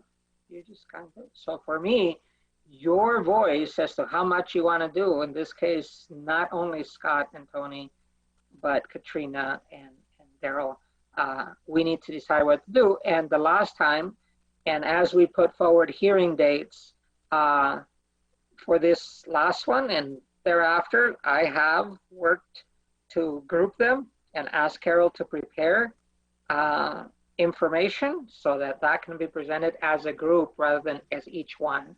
As each appeal, so that those that are related can be grouped, and those both related in incident or related in category, so that when we make a decision, it is an informed decision on our part, and that the complainant has a response that's consistent with the others, not only of similar nature, but of the incident. And that's why while we canceled or postponed last week's hearing, that one was already grouped under that kind of notion. I do not expect to have 100 appeal hearings. We will group them as much as we can and still consider them, because these are being taken under the present rules that says they belong to us until somebody tells us that they're not. So anyway, so Carol's presentation on Monday dealt with this. I was surprised how much the council wandered from rewrite of our charge to the specifics of how to spend time. It's healthy that they do. I think they eventually equal out or at least fill in some of their gaps. But in the end, they came back to us that they're working on it, and yet we still have to do our own work forward. If I can just generalize it so we can do. I want to hear you, Tony and Scott. Any further thoughts on that? Oh, well, yeah, I can start. Not seeing Tony unmuting. I don't have it with me now because it's at home and I'm the representative of the board at the city building right now. But I prepared a statement, and I guess, you know, without trying to get too far afield here, I mean, I think the response of the council is really a very honest mirror of the time. As I started my presentation, I said I think that this problem that Carol is seeing in data is the result of a perfect storm of the Aaliyah Lewis incident, the lack of appropriate reporting and adherence of the board to its own procedures, and the whole general wish for improvement, better transparency, and more oversight, as represented by the petition that we've been talking. So when you throw, that's really a big basket now that we've made, and people are going to work through it piece by piece by piece. The ordinance that establishes the board has no rate limiters whatsoever considered. Every appeal, every complaint can be made into an appeal. And so very quickly, and certainly with Carol's analysis, we reached the point where the system can be flooded. And I've used the word throughput and been taken to task for it in these meetings before, but you know, it's important that the board be formed and ordinanced in order to be able to get all of its work done. And the ordinance really gives us no guidance, no way to ameliorate throughput concerns. And so, you know, I think we're probably looking at a potential change if any of these administrative filters are supposed to, you know, are going to be put in place. Now, if you believe, as I do, that the CPRB is the central repository for complaints inside the city of Urbana, facilitated by the HRO, I think we can imagine a system where even what you might call minor complaints can be dealt with fairly and concisely and responded to, so that we really speak to the true citizen concern of what those individual incidents are. I do not believe that all of those complaints, the ones that we're looking at now in our hopper for 2020, are ones, frankly, that merit appeal or even should have the option to be appealed.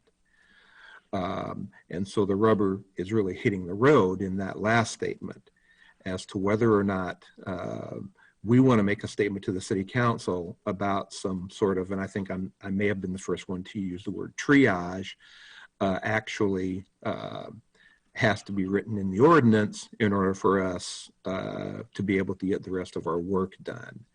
And in my mind, really, and I was at the entire meeting until it closed and then some last night, I think that was the intent of the council by putting this on their next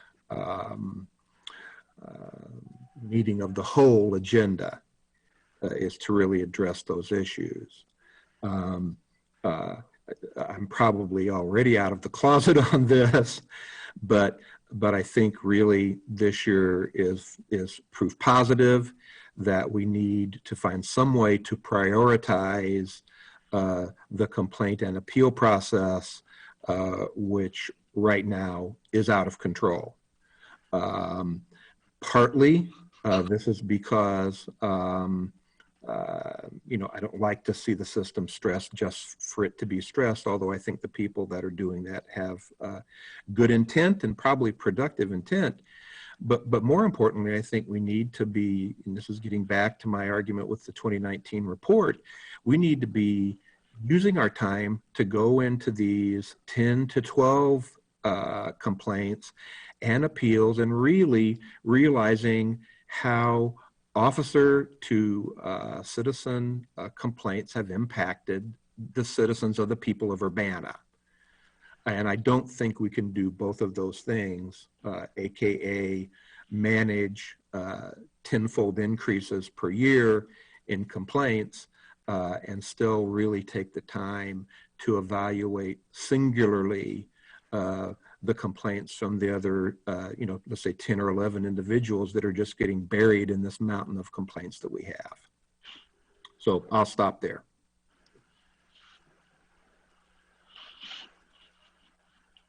Your turn, Tony. I just leave myself unmuted, but I like to hear others before me. Yeah, I mean, the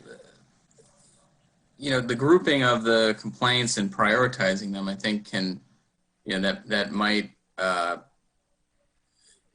allow us to really deal with the more serious complaints before, some of these, quote unquote administrative complaints. I haven't gone through all of them myself, but if they're going at everyone's word about the level of seriousness of some of them, if the complaint or if the ordinance doesn't preclude us from prioritizing, I don't think the ordinance states it's first in, first out as far as complaints. So, and as long as that's not being abused, to try and keep a few complaints, hanging around, and it sounds like, if there's 4 major groupings, and if 40% of them are lesser complaints or appeals, that may be able to be handled together fairly efficiently, then, maybe it's not as a large of a task as it looks like on paper. I don't know. I mean, it just... Yeah. So that's why we need to have, and I want to move on to looking at the dates. As we get experience doing these hearings, doing a hearing, we will get a sense of what they are and what we're dealing with. It's one thing to read it. I think it's a fairer situation when we hear both complainant and the police investigator on those cases, or city staff, as the case may be. So I propose that that this is good consideration. We will need to make some decisions, but I feel like we need a little bit more experience handling them so that we can then do. I do not see on the ordinance any direction so far on the cases. There is not even a calendar one. There is for filing and all that, but for our job, we just need to do them as quickly as possible. So why don't we? And we talk about dates to handle some of these, unless somebody else has, or I'm open to hear somebody else before we move on to that. Okay, if not, let's talk dates, both for next meetings and for hearing dates, because without a hearing date, there's going to be no progress on these individually. So as far as meeting dates, we had a doodle poll. We had, we're normally meeting like we were meeting on the 4th Thursday, but that, that would be Thanksgiving and that would be Christmas weekend. So we have a couple of dates proposed and I'd like to solidify them for meeting. So those dates are for our regular meeting. And before I forget, yes, Tony, I think we should try to get a regular hearing date to make progress in them. But for right now, this is what we have. So let me see. November 18th. Let me see.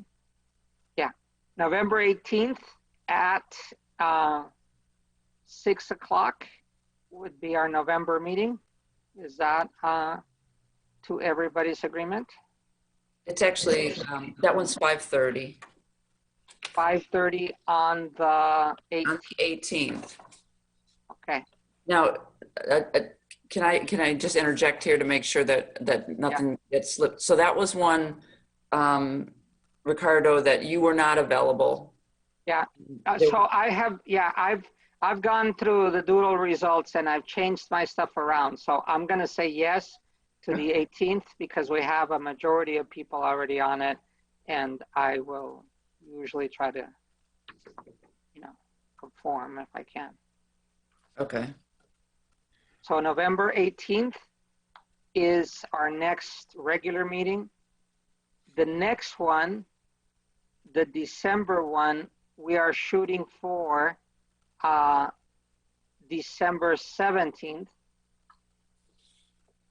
Also at 6 or at 5? The 17th is at 5:30. Yeah, I wrote them down. So, confirm Tony Scott. We have one other one that voted, and we were pending Daryl. As I said, he is, I hope he's all right.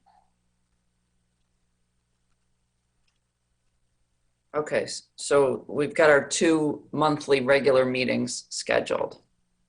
Yeah, and it looks like one of them, given the previous discussion about as the topic of working on petition and possibly making it a more open meeting, a more work meeting. Okay. All right. I have not received confirmation yet, but we are, as you know, each one of these meetings is alignment of city resources, computer, staff, secretary, all these things. So right now we are looking at having a hearing on, let me see, November. The 30th, Monday, November 30th. Monday, November 30th, yes, is what I have. And I actually have a conflict that I still haven't moved, but I am willing if you guys are willing. That's a 5th Monday, so the council's not meeting. That's why. The computers are open for that. Yeah. Mm-hmm. All right. So Would that be at? What was the time? I'm sorry, time for that? Well, you can either make it, I believe it's 5:30 to 8:30 or 6 to 9. Okay, great, thank you. But I mean, I suppose you can make it 5:30 to 9 too. I was just looking for 3-hour chunks. Yeah, I just wanted to start it, so, Sure. that's fine. Yeah, and Katrina, this one's for you, as you asked earlier. Yes, when you commit to a hearing, it's from the beginning introduction to the end, because your public vote is really the important thing. And to do that, then you need to have been at the hearing process. So November 30th is our earliest coincidental, so we'll leave it there. The next one. You start at 5:30? I'm fine at 5:30. I have something that begins at 5:30, but That'll work. Good. All right. And then, again, trying to seek, what do we do, Tony, for a regular hearing? The next open date is actually that same week, but I don't want to tie us 2 nights that week, but that would be Thursday, December 3rd. And that would be starting at 6. So there's still a couple of other alignments to make sure that both of those dates would be hearings. But if we in the room here can agree on those, then that's more than halfway there.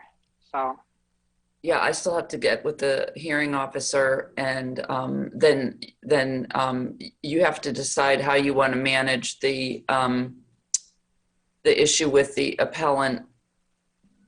That you have to decide how you want to manage the issue with the appellant. yeah. Just leave it there. So by putting it public now, we start with that process. Lastly, then, those are the dates that are related to resources that are related to actually handling the number and the types of complaints that we have had, and then eventually deriving to appeals. But as we get more practice, I think we can incorporate that into our regular meeting because the next announcements are actually related.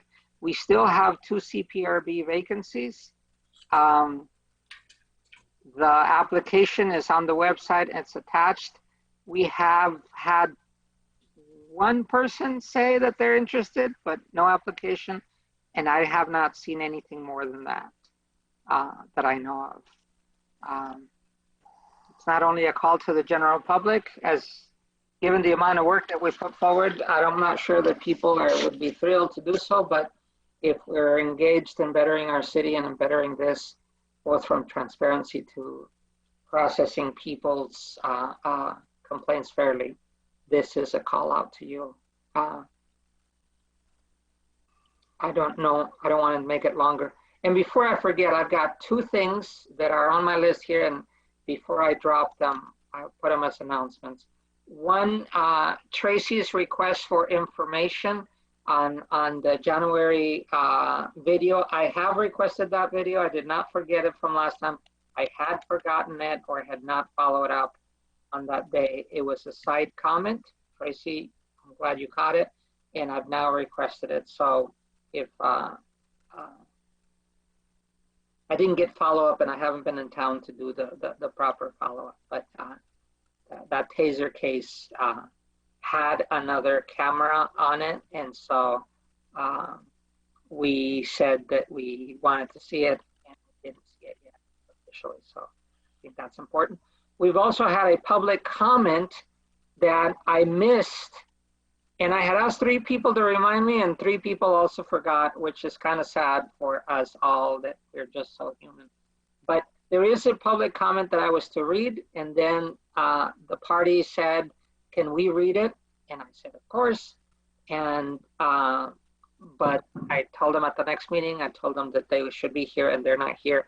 So if they do not show for next time, then I will read their public comment. It's a very gracious and very good point that they want to make. So please put it on the agenda, public comment, that we need to have that missing public comment already. Carol, as we do the 7B, which is the HREO office recruitment, can you tell us when we are, or how do we handle with help on your staff? We're still addressing everything to you, and then you delve it out, right? Yes. Okay, good. So, Yeah, and the recruitment for the HREO is still open. So if anybody is aware of anyone who's interested, send me a note, and I'll be happy to forward their name or send the information on to anybody. We're actually getting some assistance recruiting for that position. So. Okay, thank you. And darn it, I can feel the sales, at least on my end, long day, with the wind slowing down. So it's a great time to have public participation so we can have more. Ricardo, can I give you an update on that video? Oh yes, thank you. I believe it's in the portal. I would encourage you to check the portal because there was something added to it towards the end of September, so that you had requested. Yeah. Actually, I was logged on earlier, and I try to see. We'll do it now, and we'll play it now. I think that we hate to have it there. I had requested and then I didn't follow more to see. Expected an email actually. Taser display materials, darn it. I had not looked at this folder for a while.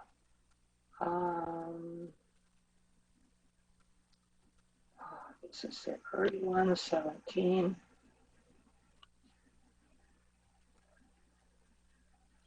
And the last ones, this one are 18.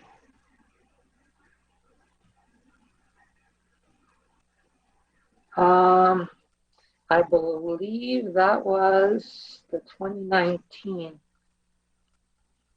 Darn it.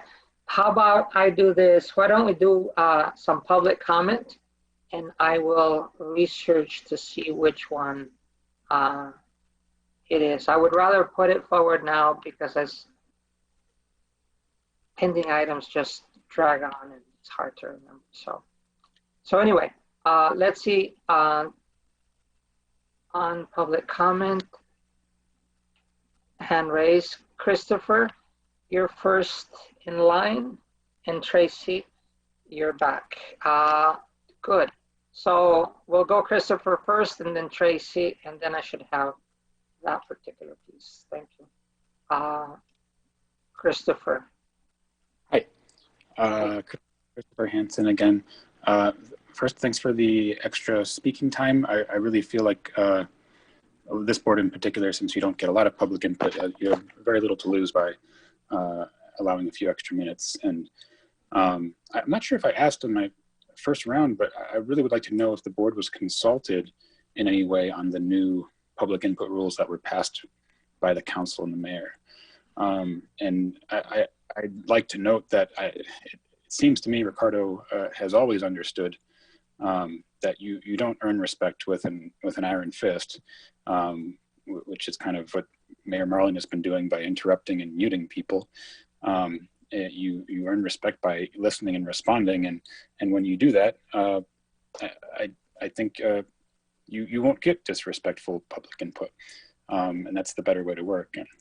And Ricardo did note earlier that sometimes things are said about people and people don't get a chance to respond right away.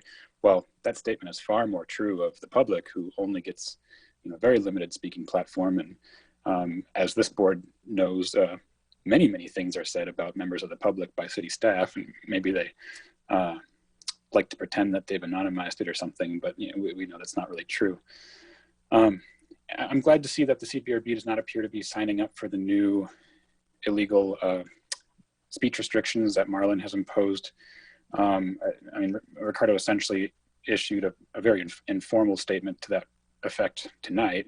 I think it'd be nice to see a more formal statement from the board indicating that they find the new public speaking rules improper and that they don't intend to follow them. I mean, an Open Meetings Act violation is a crime. And I think the last thing we want to do is see the CPRB committing crimes against people who would wish to participate. So please don't cut people off. Please don't mute people. Please don't do the things, all the things that Marlin is wanting you to do.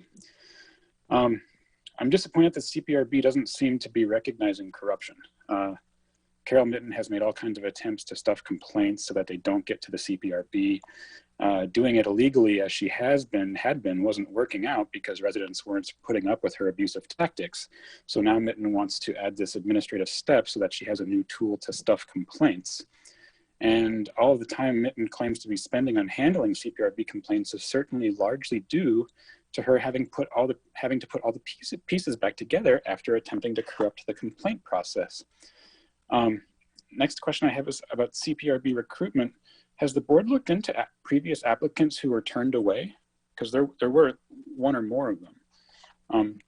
Looking at Carol Mitten's data, looking at the incident dates, it looks like the heavy stream of complaints essentially stopped in the end of May, so basically 5 months ago. So I'm wondering, this relief that Carol Mitten is proposing, is it even necessary to discuss that at this point? Because your complaint flow for the last 5 months has been very low. So what are we worried about? And I don't think you should waffle on this issue. I think you should make a very clear statement to the council on what you want to see done. I'm also curious if CPRB was invited or consulted about the Urbana Police Department listening sessions on use of force that are happening a couple weeks from now. On the issue of complaints from multiple people, I raised my hand then because I was trying to get your attention. This is a total red herring being used to prevent people from submitting video complaints. First of all, you've already had multiple complainants for one issue before. This happened in 2019. The complaint is 2019-6. So you got a complaints from multiple people on one incident.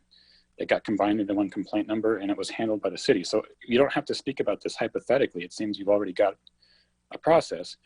I think what you should be talking about is something more along the lines of how you should number those and deal with the timing of issuance of letters and stuff. That's where you're going to get kind of hung up. I think investigating is a non-issue. And then on the issue of the video complaint, this is an excruciating and unnecessarily drawn out subject. It seems like it's been answered. It feels like Scott Dossett is being pedantic just for the theater of it, and I can't understand it, and it's not enjoyable theater. This cannot be your posture if you want to make progress here. It is not a question of if the ordinance permits you to flounder on. It isn't that the ordinance allows you or may allow you to hear video complaints. It is the case that you are compelled to accept those complaints because the ordinance compels the complaint process. And right now the form says you can't submit a complaint unless you're physically present, and that language is not in the ordinance, and you should not flounder on it. Make a simple demand that staff needs to change that form right now because it's wrong. And I think that's all I have. Thanks. Thanks for your contribution, Tracy. And looks like Emily has added herself to the list. Tracy. Hi, can you hear me? Yep. Okay, this is again Tracy Chong from Urbana. First, thanks for this second public input session. It's really useful to be able to listen to everything and then speak about what has just been discussed. So thanks, Ricardo, for following up with the taser incident. And also, I'm glad that the board agrees that the first-hand account allows for a resident to file a complaint based on video, and that it can be done without a change in ordinance and just clarification on the form. So that's good. Speaking about the concerns about grouping complaints, I guess my understanding of grouping is that if multiple people submit a complaint involving one incident, even if each complainant is concerned about different aspects of the incident, there could be just one big investigation by the police addressing these multiple issues. Basically, it's the same procedure as if you have one complainant complaining about multiple issues at one time. So then the finding letters issued by UPD would then be addressed to each individual complainant as needed. So there's no mixing of personal information to each complainant. I guess that's a suggestion. And about the complaints, I guess based on what Carol Mitten said and a general statement regarding police misconduct, to quote what Carol Mitten said, it is a real cost to the city. Then I guess this should be a lesson to the city. It should be, and it should be the right thing that there are consequences to police misconduct and the mishandling of complaints. If police officers do something wrong, yes, we should expect complaints. And as long as UPD leadership doesn't believe in the accountability of the officers, and as long as they refuse to investigate the officers, and as long as city staff and the police chief continue to say that we are not accepting this complaint or we're going to consider this complaint less important, then yes, there will be more misconduct, thus leading to more complaints. That's really an easy way to lessen the amount of resident complaints. Number one, just hold the police officers accountable. If police officers know that there will be consequences, this hopefully would lead to fewer cases of officer misconduct. The answer to this problem is not to stop receiving complaints. I think it's ridiculous that the answer to the problem of complaints against police officer misconduct is to kind of spin it and think of a way or create an ordinance to not deal with the complaints instead of addressing the misconduct so that it does not happen again. I guess that's all for tonight. Thank you. Thank you. And thank you, Tracy, for also staying with us until late again. It's hard work. We understand, and I very much appreciate the follow-ups. So thank you. Emily. You have to unmute. Hello. Yep. My name is Emily Close. I live in Champaign. I listened and watched Monday's council meeting, and I wanted to weigh in a little bit on the CPRB discussion. First, the city administrator suggested solution for getting a grip on this deluge of recently filed complaints seems to be to ask the council for an amendment to the ordinance so that complaints judged less important will be rerouted. So the question becomes, who gets to decide the importance of any given complaint? Who has the wisdom of Solomon to decide which complaints are nuisance complaints? The DC model I don't think is ideal because that's a much larger metropolitan area than Urbana. So I think I would continue to explore looking for a model in a city that's more in line with the size of Urbana. Second, the city of Urbana, by its own admission, hasn't been following, in fact, has been flagrantly ignoring the rules in the ordinance for years. So help me understand why the city gets to miss deadlines to send response letters to complainants, for example, but a citizen can follow every ordinance requirement and their complaint might still get kicked out by city staff. A cynical person might think the city is using a double standard here.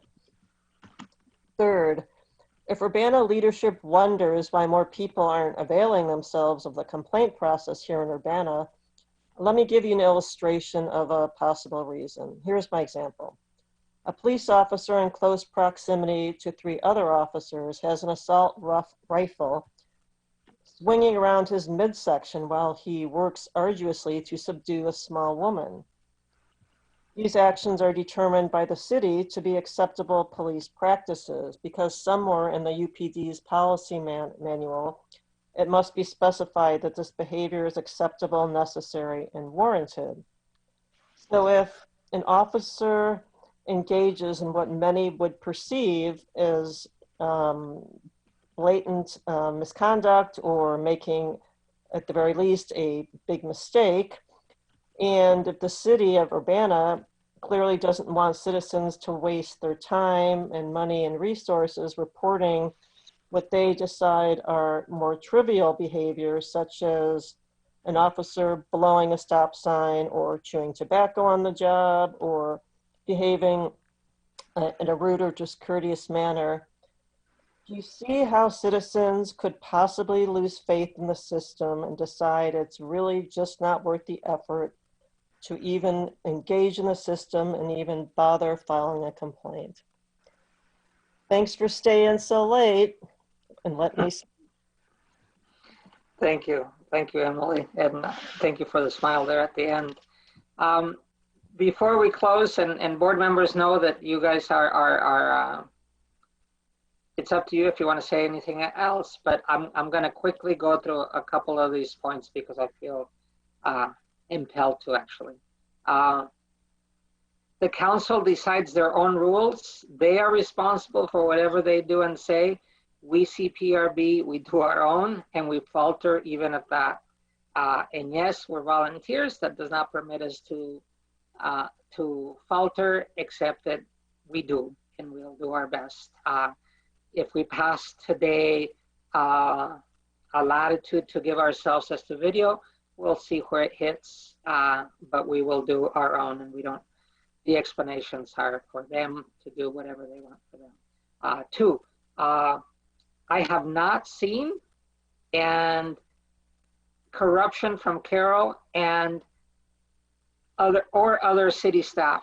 I have seen gaps, I have seen mistakes, and I have seen them admitted, and I have seen that they will yet make more mistakes, and as long as they're dialoguing, we will do our best to do fair consideration of all cases, including the ones that did not quite fit every letter of the law because those are numbered to and logged.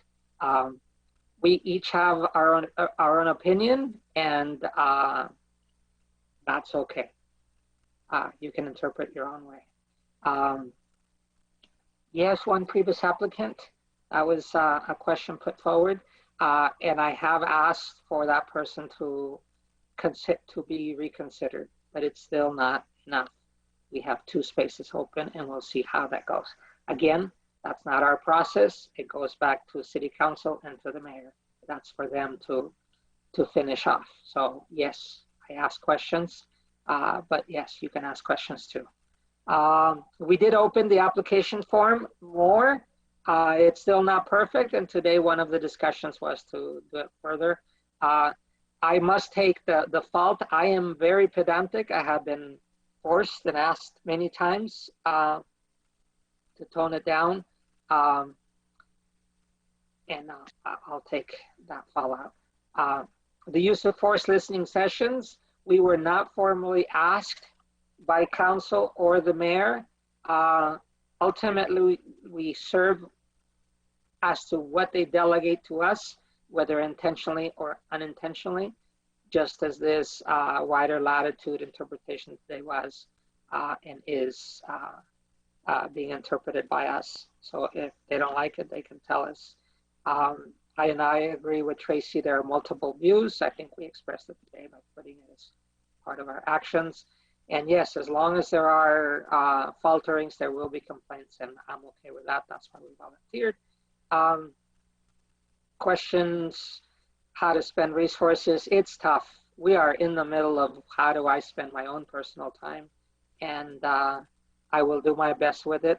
But if I were paid, I would still be looking at this as how do we do our best with what we've got. So I appreciate everybody's contributions. I have appreciated with the staff this late at night and during the day. You might be paid for it, but you don't have to.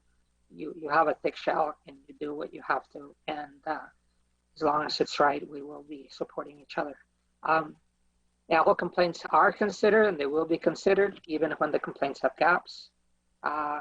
And darn it, they just published the new policy manual for the police, and the listening sessions are included in that. We should all be part of it, but having been through it before when we did TASER, even when you do your best at writing, it'll still come back with gaps. And again, we will do our best to interpret that adherence. These are not apologies. This is a sincere explanation that we will each do our best.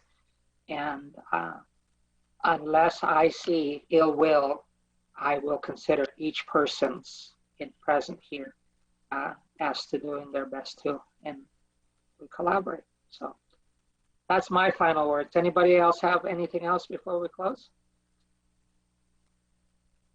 Just a quick one, Ricardo, Yes. So that everybody out there knows, we did in fact get an invitation on Monday, October the 29th, sent on behalf of the mayor vis-a-vis the use of force policy, which included a link where comments or session attendance. It notes briefly trying to kind of pull this together, and partly with the 10 shared principles work that is being done. It's got a pretty good link of resources to it that I followed, and I plan to participate in that. So I don't think we're going to that I'm expecting